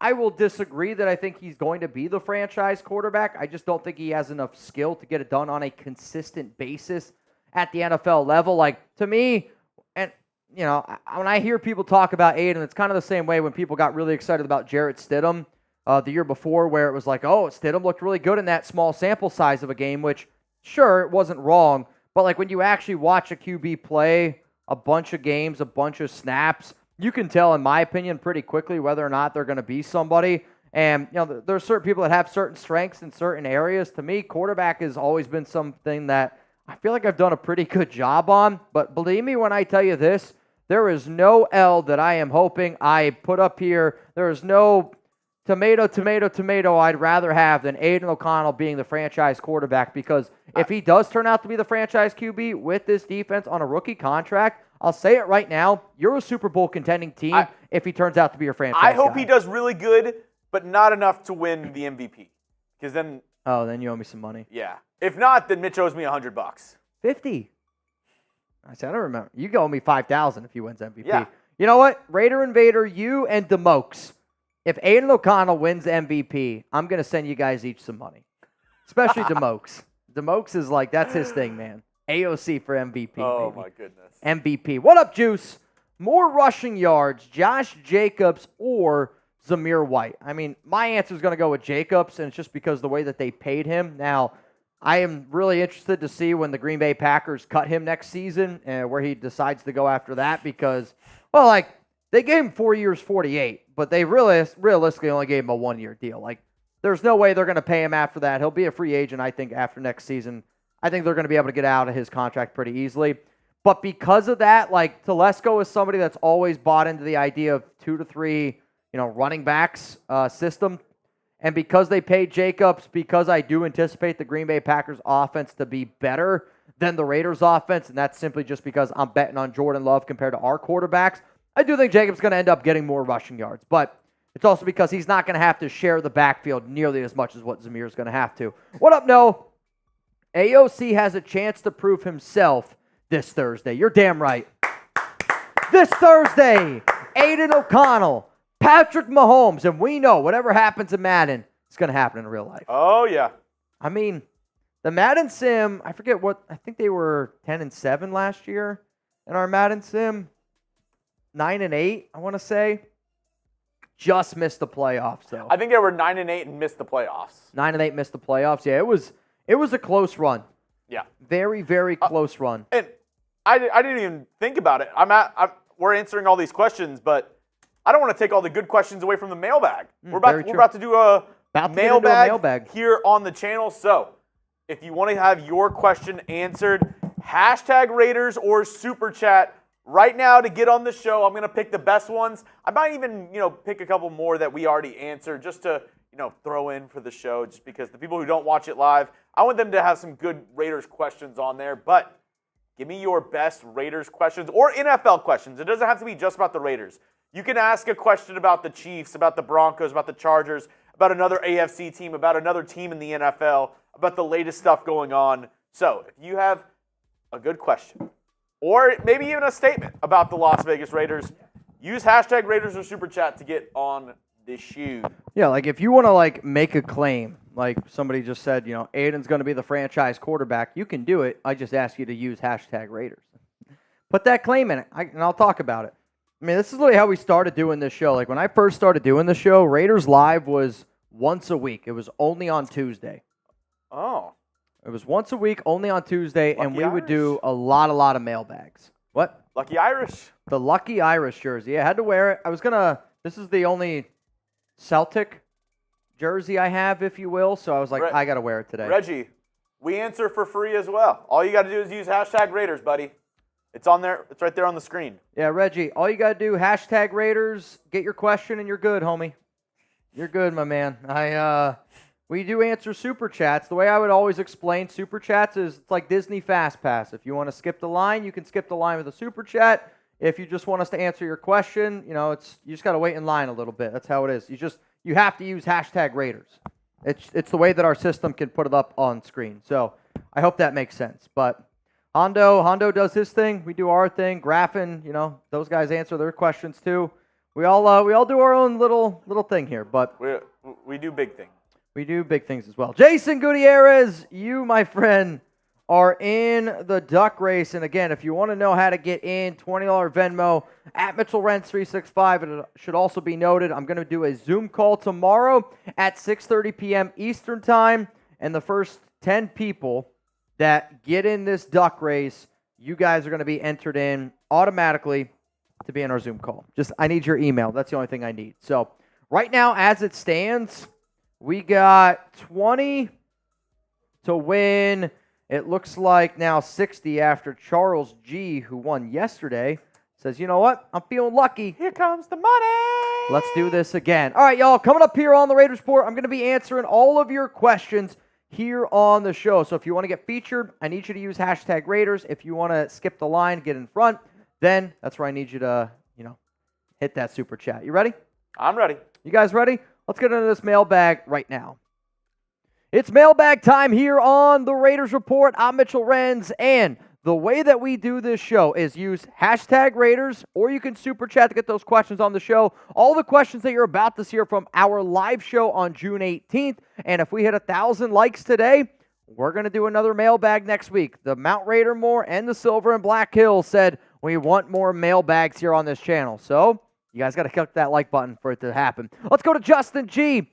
If you could bring back one Raiders player, dead or alive, for a season, who would it be and why? It's a hell of a question. I'll always say it depends on either am I putting a player on this team right now, because if I got to put a player on this team right now, you could make the argument you should always go quarterback, whether you want to go with Rich Gannon, who won MVP in 2002. Maybe you want to go with, I don't know, a LaMonica, a Ken Stabler, or one of those great QBs. Or, could I add a Charles Woodson to put as my cornerback? Could I add Bo Jackson in his prime to put at running back? Do we want to go with, I don't know, one of the late greats, RIP to Jim Otto, put him on the offensive line, and let's beat the shit out of some people? You can go a bunch of different ways, but off the top of my head, those are going to be the names that I roll with here. Let's go to Raider Invader. AOC will become the Raiders franchise quarterback this year. Main reason because all you doubt him, mark my words. I hope that you're right. I hope that you're right. I hope DeMokes is right. And I hope that Aidan does turn out to be our franchise quarterback. Because here's the thing. If Aidan does turn out to be like the guy, and the only way I'm going to consider Aidan to be a franchise quarterback is at the end of this season, I go, you know what? That's somebody that can be a legit top 12, top 15 quarterback in the NFL. Because that's all we need. If we can get a top 15 QB with the defense that we have, this is going to be a very hard team to beat. If Aidan literally proves that he can be like this franchise QB top 10 type of guy, then you're looking at a Super Bowl caliber team. With a quarterback like that, franchise QB with a defense like this on a cheap rookie contract, that's how you start building Rome in just a few days. Let's go to my man, Reggie. Have you heard anything about Amari Gainer? I have heard a little bit. I'll admit it's probably about, 2 weeks ago at this point. So Gainer was somebody that I liked, UDFA coming out of North Carolina. Linebacker, I think he's more of an edge, going to be more of a special teams guy if he makes this team. And, that's going to be his role. I've heard he's fiery. I've heard he's got some good burst. Heard he brings the energy. He was somebody that I talked about, like I said, 2 weeks ago. Got some good notes on some UDFAs that were showing out. Like the 4 UDFA notes that I got that were showing out were Carter Bradley, Amari Gainer, Ron Stone Jr., and then, Jaquan Shepard. Those are the 4 UDFAs that I got notes on about 2 weeks ago. But again, if Gainer makes this team, I don't think he ends up making the 53. He could be a practice squad guy. It's going to be an edge / mainly as a gunner, I think, on special teams. Let's go to Jansen. Ayuk is complaining the 49ers don't want him again. Can we get out of the Tay contract and sign Ayuk, or will it cost picks too? I mean, it's going to cost picks. I think if you trade for Brandon Ayuk at minimum, it's going to cost you at least a second-round pick on top of that. Yes, the Raiders are paying Devontae Adams, and Devontae is going to be on the books for $44.5 million or $44.1 million over the next 2 seasons. I will say this, though. I think that you're going to see the Raiders restructure Devontae's contract at some point next offseason to free up some of that money, give him some void years so it's not as high. When it comes to Ayuk, though, you're going to have to give up, let's say, a second and a third round pick. You go get Brandon Ayuk, and then you're going to have to pay him based off of the contracts that we've just seen recently. Originally, I would have said Ayuk's probably going to get $25 million. I think Ayuk now is around $30 million per year. So, you're going to pay Brandon Ayuk $30 million per year, or you can look at Devontae Adams' contract on a yearly basis, 5 years, $140. That's basically right around $30 million. I know Ayuk is a hell of a receiver, but I'll also say this. Does he fit our offense exactly the way that we want it, where Jacoby's a good wide receiver too, but he's not afraid to block? Ayuk's a name, and he's got ties to Arizona State. He's got ties to Antonio Pierce, but, I really don't think that he's coming to the Las Vegas Raiders. James Dipp. Brandon Ayuk said the Niners don't want him. Should we trade for him? If no, where will he play this year? I think I already answered this one. To me, there are 2 teams that stand out to me that I really truly believe could end up making the deal for Ayuk. And the 2 teams are the Pittsburgh Steelers, who have been pretty, interested in him the entire offseason. The other team is got to be the Washington Commanders. Ayuk literally was FaceTiming Jaden Daniels the other day and said, bro, they don't want me. I'm telling you, they don't want me. That tells me that Ayuk's been trying to get out of there for a while. I don't think it's a great situation. So to me, Steelers, or it's going to end up being the Washington Commanders. Let's have this question, though, because I do think because we literally just got 2 Brandon Ayuk questions, does that mean you're not confident in our wide receiver room, or you are very confident in our receiver room? I want you to scale it from 1 to 10. 1, it's the worst position group on the Raiders. 10, it's the best wide receiver room in the National Football League. Let me know down below. For me personally, my confidence level in this Raiders wide receiver room is a solid 8. That's a pretty good number. Let's go to Eric M. Any update on Miller's injury? Yeah, Colton, he's still dealing with a shoulder injury. It's from the shoulder surgery that he had last offseason. I will say that the expectation is he's going to be good to go for training camp. The Raiders were taking it just, a little cautiously this offseason, minicamp OTAs. They didn't really want to rush him back for anything. But I will also say this. I've said this before. I have talked to Colton Miller's team, people involved with Miller, for many years now, okay? Recently, I have not gotten any answers when I've asked about the shoulder. Maybe it's because they're not talking to anybody. I actually had a Raider player who I talked to a lot last offseason tell me this year that, they're really trying to do a really good job this season of not talking to anybody outside the team, which, to be frank, I respect, I like. I had a lot of players reach out to me last season because they were dealing with a lot of bullshit around Josh McDaniels and they wanted their voice to be heard. They seem to be overly happy with Antonio Pierce, and I really don't think many players are going to talk to me this season. Real talk. Let's go to Lenny Dorm. How many sacks will Tyree Wilson have this season? My magic number is 7.5. I'm hoping that he gets to 8, and I just have such high expectations for Tyree Wilson, and quite frankly, I think he's going to shock the world. So Lenny and anybody out there watching the show, I made a video around Tyree Wilson and why I really do think that he's going to end up shocking the world. If you want to go check out the video, I'm going to put a link right here after the live show, but it's another reason why you click that subscribe button, why you're always tuning in, and I know people are always busy in the month of June, right? People are busy every month. We make videos every single day, and I'm sure there's going to be times that you don't see the videos that we put out. I promise you this, like you just asked me that question, Tyree Wilson. If anybody wants to know anything about any player, you put Tyree Wilson, Raiders Report in a Google search bar and a YouTube search bar, the Raiders Report, I guarantee, is showing up. Also, you know who's guaranteed to show up? The Noti Gang. I got Song of C2, Mike, Anthony, Early Riser, and then the king of the Noti Gang, Jaime Alvarado Sr. If you guys want to see your name on a future Raiders Report show, subscribe, turn on those notifications, and take some pride in being one of the very first people to comment. Let's go to my man, Ron Raspberry. Raider Nation, the one and only nation, the biggest family in the world. Not that we're getting closer, who we believe is going to be the starting quarterback and cornerback. Shout out to Ron Raspberry, man. Absolute legend. No, that's how you spell it. Ron Raspberry. Yes. Though it would not, I wouldn't put it by me to misspell anything. And people say that probably after they see all the names in the duck race. I would say getting closer to who we believe is going to be the starting quarterback, I'm just going to give the upper hand here to Aidan O'Connell, and that's just because we haven't heard anything. If anything, we've heard of how bad the both quarterbacks have been. Gardner, Aidan, everybody going up against the defense.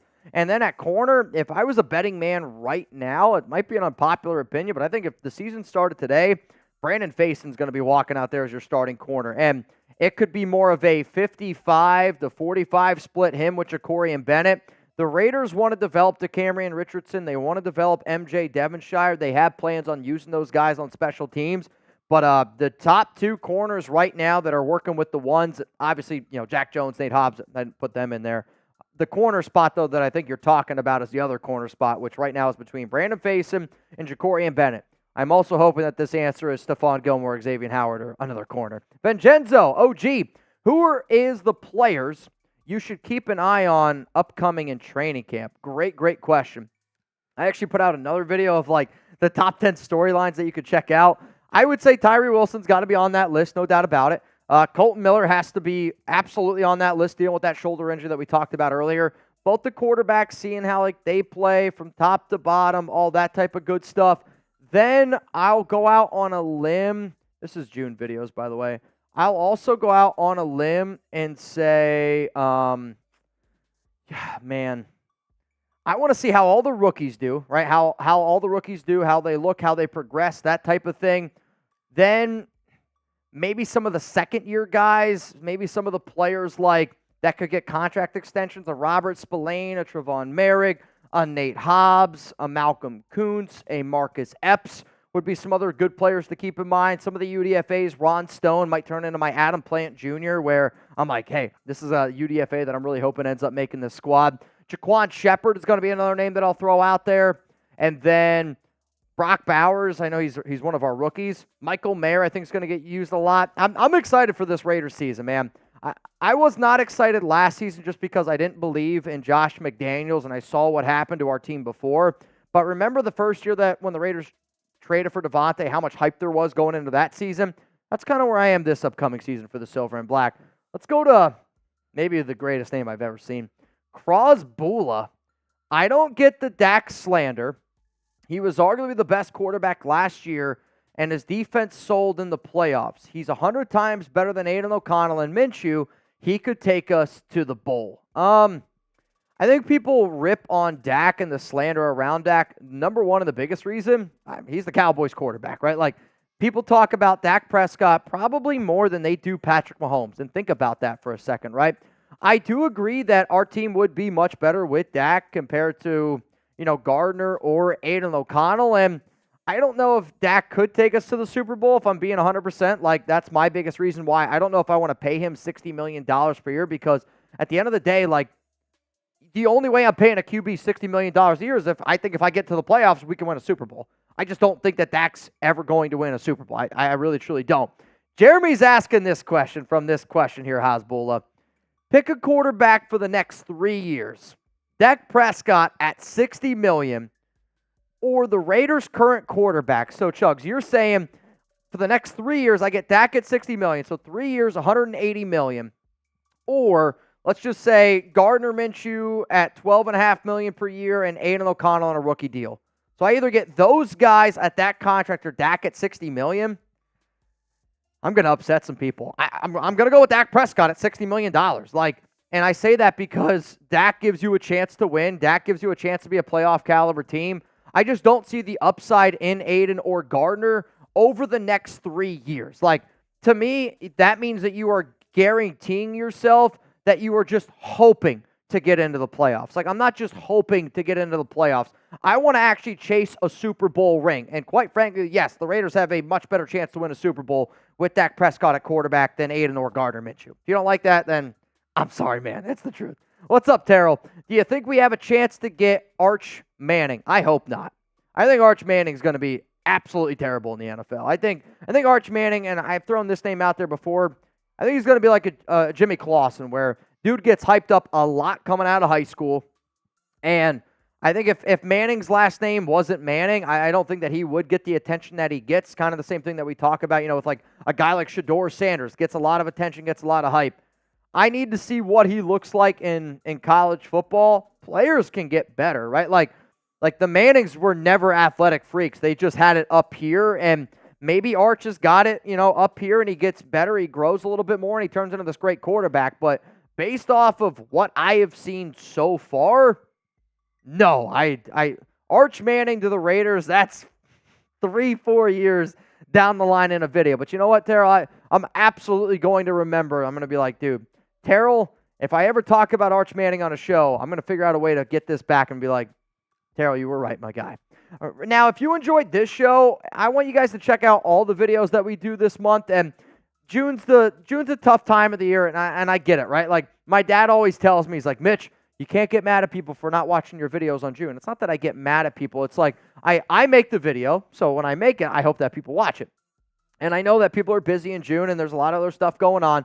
So if you want to check out all the videos that we make in June, go to chatsports.com/RaidersJune 2024. I'm going to put that link in the very first paragraph of the video that you're watching. So when you click on this video, you can go down in the description in the very first paragraph, that very first link. I want you to click on that, and it's going to be all the videos that I put out in the month of June, because we put out 1, sometimes 2, 3 videos a day. Every single month, I got that commitment to excellence, and I know you don't see all the videos that we do, so if you want to go check them out, chatsports.com/RaidersJune 2024. Also, I'll put something right here. Let's go to Ruthless Raider. Hot take, Zamir will have more total rushing yards than JJ this season. I think what you're trying to go for it, so either rushing yards or total yards. I do think it's a hot take. I do think it's an unpopular opinion. I will say that, there's a part of me that wonders if Jacobs has a bad year, because I know when Jacobs got paid, he then got lazy. And it's a fact. Jacobs got paid, and he showed up last season, and he was not in nearly as good a shape as what he should have been early on. And a lot of the things that Jacobs has been saying this offseason, and I feel bad because this is somebody that, man, this is a player that we rooted for so long. He's the first Raiders touchdown I ever saw live in person, a player that I've rooted for a lot. But, he's been kind of getting on my nerves this offseason, so I hope you're right. I think every Raider fan hopes you're right. Let's go to Brandon Moore. What's up, my man? What percentage of time do you think we have Bowers and Mayer on the field at the same time? Personally, I think it's going to be around 60%. Love y'all, Raider Nation. I think that's a good number. I think it's a really solid number for the 12 personnel, but it's not only just 12 personnel, right? I think there's going to be opportunities where the Raiders can run 12 personnel, and it's going to be Michael Mayer, Harrison Bryant, and it's going to be Brock Bowers split out wide with Devontae Adams. To me, that sounds like a nightmare. That sounds like I don't know what the hell play is going to be coming. I mean, imagine if you had some sort of alignment of, Harrison Bryant, Michael Mayer out there on the field, Bowers is split out. Then you got Devontae. I mean, you can run, you can pass, you can do so many different things in that setup, I guess. 60% of the time, though, does feel like a pretty good number to me. What up, CC Looped? Mitch, some questions as the Dak one. Same as the Dak one. Shedeur Sanders for 3 years or our current quarterbacks for the next 3? Guys, I'm just going to keep giving you the same answer. I'm going to go with Shedeur over the next 3 compared to the current quarterbacks because Shedeur then would be what? He would be the same price essentially, maybe a little bit more expensive than Aidan O'Connell. Yes, I get the fact that you're going to have to take him in the first round. Now, if you're telling me I also have to give up all this draft capital to go up and get him, then my answer might change to that a little bit. But like Shedeur Sanders to me does have upside. Gardner Minshew has absolutely no upside. Aidan O'Connell has a little bit of upside to him, but like, yeah, if Shedeur hits that peak, you're like, all right, this is a quarterback that can really help us out. I was like this on Shedeur Sanders when the college football season ended. The more and more I hear, the more and more I watch tape on him, the more and more I study on Shedeur, I'm just starting to fall lower and lower and lower on him because to me, yes, you need to be a great athlete to get it done in the NFL at the quarterback position, but you got to have it up here. And I'm really, really worried Shedeur, it's going to get so big that he can't even fit in Allegiant Stadium. And if you're building a team like the Raiders where it's team first, Raiders first, I think Jackson Powers Johnson said it best this offseason. He's like, you play for the jersey on the front, so that way it blesses the name on the back. I think Shedeur Sanders already he thinks a blessed name on the back. You don't give an F about the front. I don't want that guy to be the leader of my football team. And I think there would be some older Raiders players that would be like, wait a minute, you want to wear an L on your jersey instead of a C? Maybe you should wear it on your forehead. If you want more Raiders news and updates from me, you can always give me a follow on IG at Mitchell Renz 365 and on Twitter as well. Doing my best to keep you guys up to date 366 days out of the year. If you also want to show some love to our guy Jeremy Chuggs behind the scenes, who is a lot more prevalent? Prevalent? Is that the right word? Wow, this is not the words report. He's a lot more prevalent on a lot of our live shows. And hey, give him a follow as well. He does a lot of content here. Also does some other stuff around Chat Sports World. Does some few Houston Texans videos on top of that. So if you want, give Chuggs a follow on Twitter. He does a lot for us here at Chat Sports. It would be greatly appreciated. And if I missed any of your questions, you can also DM me on Instagram. I do my best to try to go through at least a few questions every single night when I'm, doing my business. Crash Dog, I'm up, getting ready for work. What's up, fam? Too late for the Zoom call. No, Crash Dog, you can still get in if you want. Gunny, you can get in. If you want to get in, so Gunny, what I said was, doesn't matter, you're already in. Crash Dog, you in. What I was going to say is, it doesn't matter. It actually doesn't even matter. Randall Carter, good. LCA, good. So how about this? The next 2 people that send me $1 on Venmo, you're going to be in our Zoom call as well. And then that'll be it. We are totally filled with spots. Oh, we're just filled up. We are, as what some would say, filled up buttercup. To the brim with salami. Can't control life. Wait, that's wrong. All right. Rebel said, I'm eat a lemon on Zoom. You're going to eat an entire lemon on Zoom? I'm not. Rebel, where did this lemon infatuation come from? The worst part about eating a lemon, Rebel, does your tongue like my tongue went numb? It kind of had like that fuzzy feel. Like, do you know what I'm talking about? Like when you eat a ton of pineapple? Yeah, kind of. Like if I eat very citrusy like fruits, it happens to me, which maybe it's like what happened. But like my tongue, it just burned. I want to know, Rebel, where did this come from? Like eating a lemon? Yeah. I have no idea. It was just out of the blue one day, Rebel's like, yo, I'm eating a lemon. I almost wonder if it was like, I really want fruit. I'm too lazy to cut up anything. I have an apple. I ran out of apples. I have a lemon. I'll eat that. When life gives you lemons, you eat it whole on a stream. I think lemon is probably would you rather eat, do you like grapefruit or lemon more? I'm not a big grapefruit guy. I'm not either. Very bitter. Very bitter. Helps you lose weight though. Yeah. Like if I back in my old school days when I would really try to be thin, I would try to eat a grapefruit a day.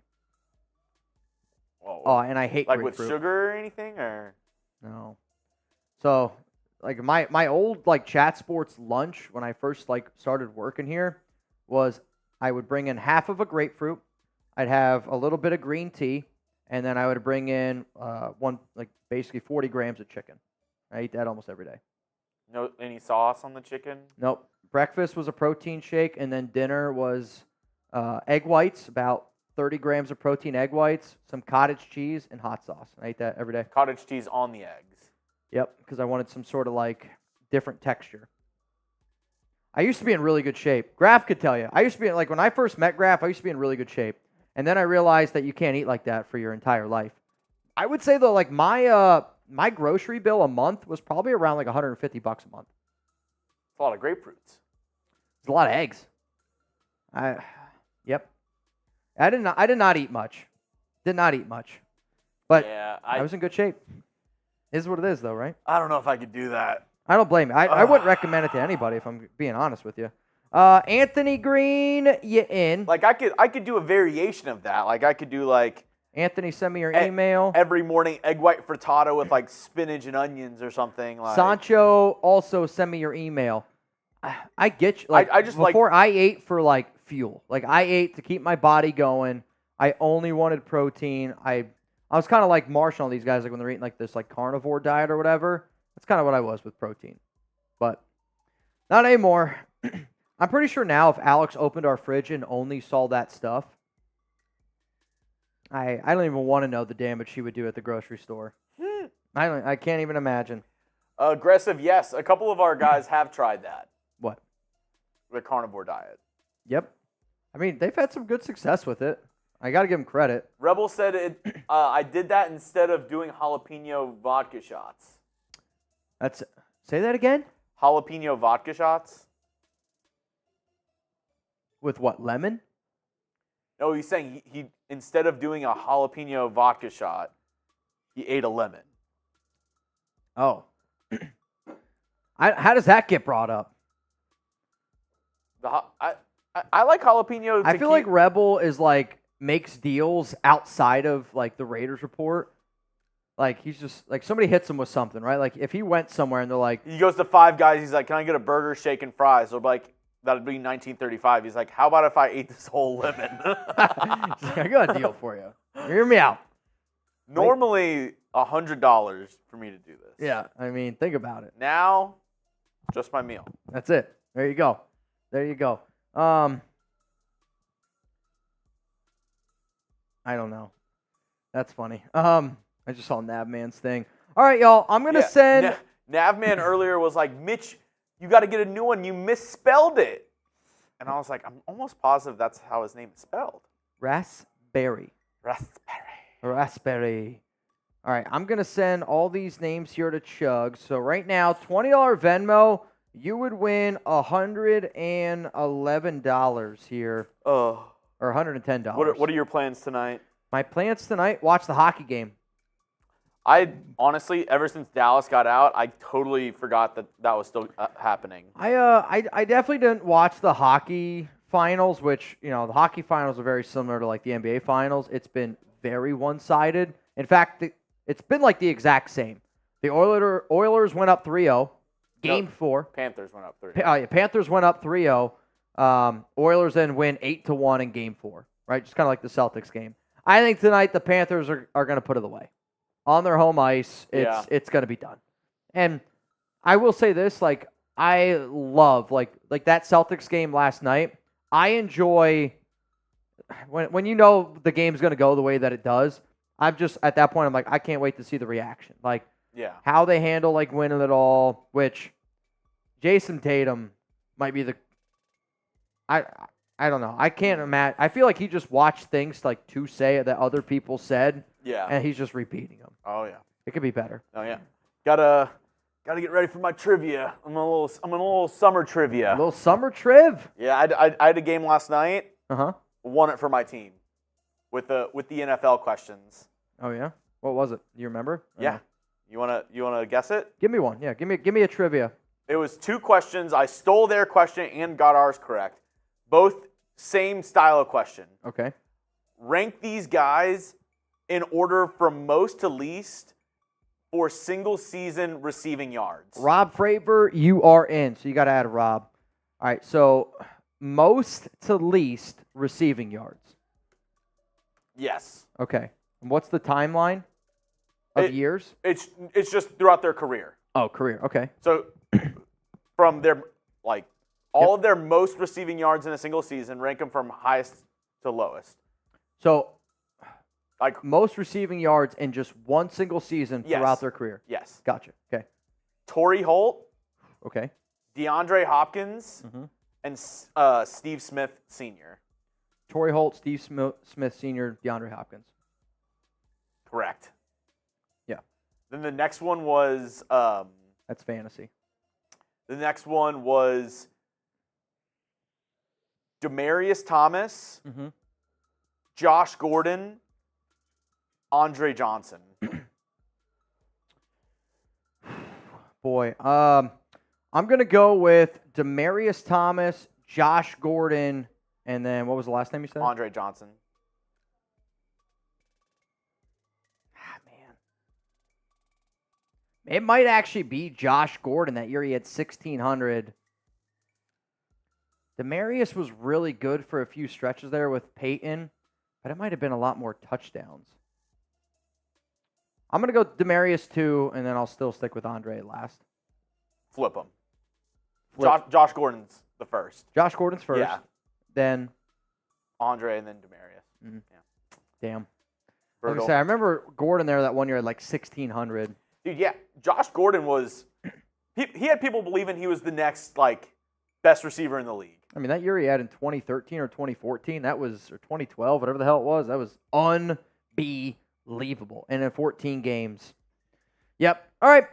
We got 12 people in. I got one more refresh again. If you sent me anything today on Venmo, please also send me your email address. As soon as we get done with today's show, I'm going to send you the Zoom invite. So check your email to make sure that you got it. Get everything set up. I'm going to do that as soon as I get done here. Whoever wins this race is going to win $120. And special surprise to whoever comes in last, because all I'm saying is, for Father's Day, I cleaned up. Oh, dude.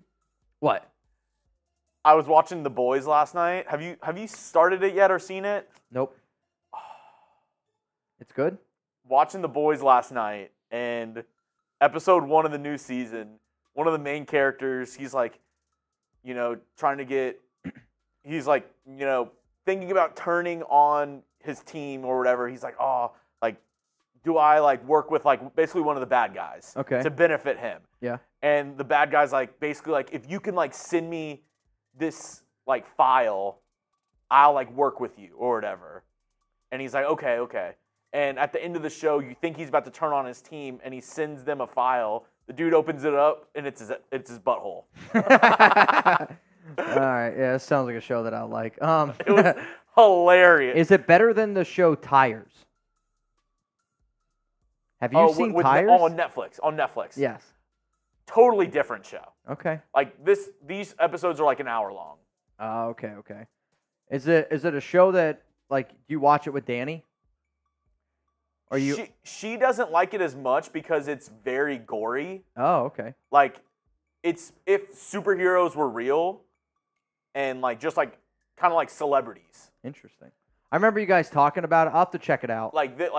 When people die in this, it's their bodies explode. Yikes. I am Punchy. You in. Winner now gets $130 in our duck race. I am Punchy. You are in. Also, Punchy, send me your email. Greatly appreciated. Well, Alex gets off of work tonight. I want to say at 8, so maybe I watch The Boys. Watch the first couple episodes of The Boys. You won't regret it. Rolly watches it too. I don't know if he's out there. I got you. It's really. I'll check it out. All right, y'all. Final call to get in. It's on Amazon Prime. It's a parody to the Justice League. You don't have Netflix? Kinda. Yeah. It's on Prime. Prime? Yeah, we have Prime. We have everything. We split it between everyone. All right. So just so y'all know, after this, we're gonna head on out of here, and then the next time that Chugs and I are gonna be live is gonna be on Thursday. It's FKC week. 3, 2, 1.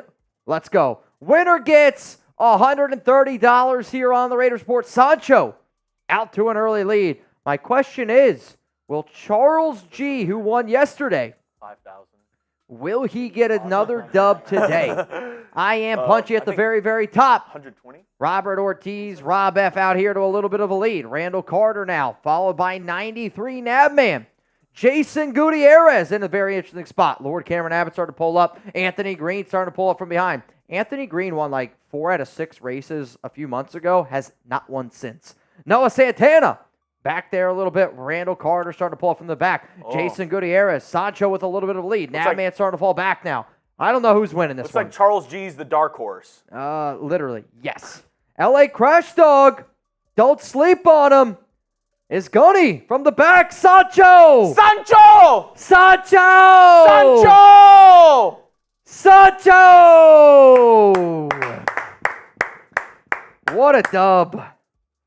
What a dub for Mr. Sancho. Uh-oh. Can't find him. Now I found him. Got him.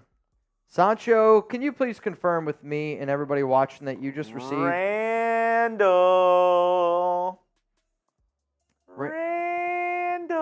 Randall, good news. You get the butthole pick, Randall. Don't worry.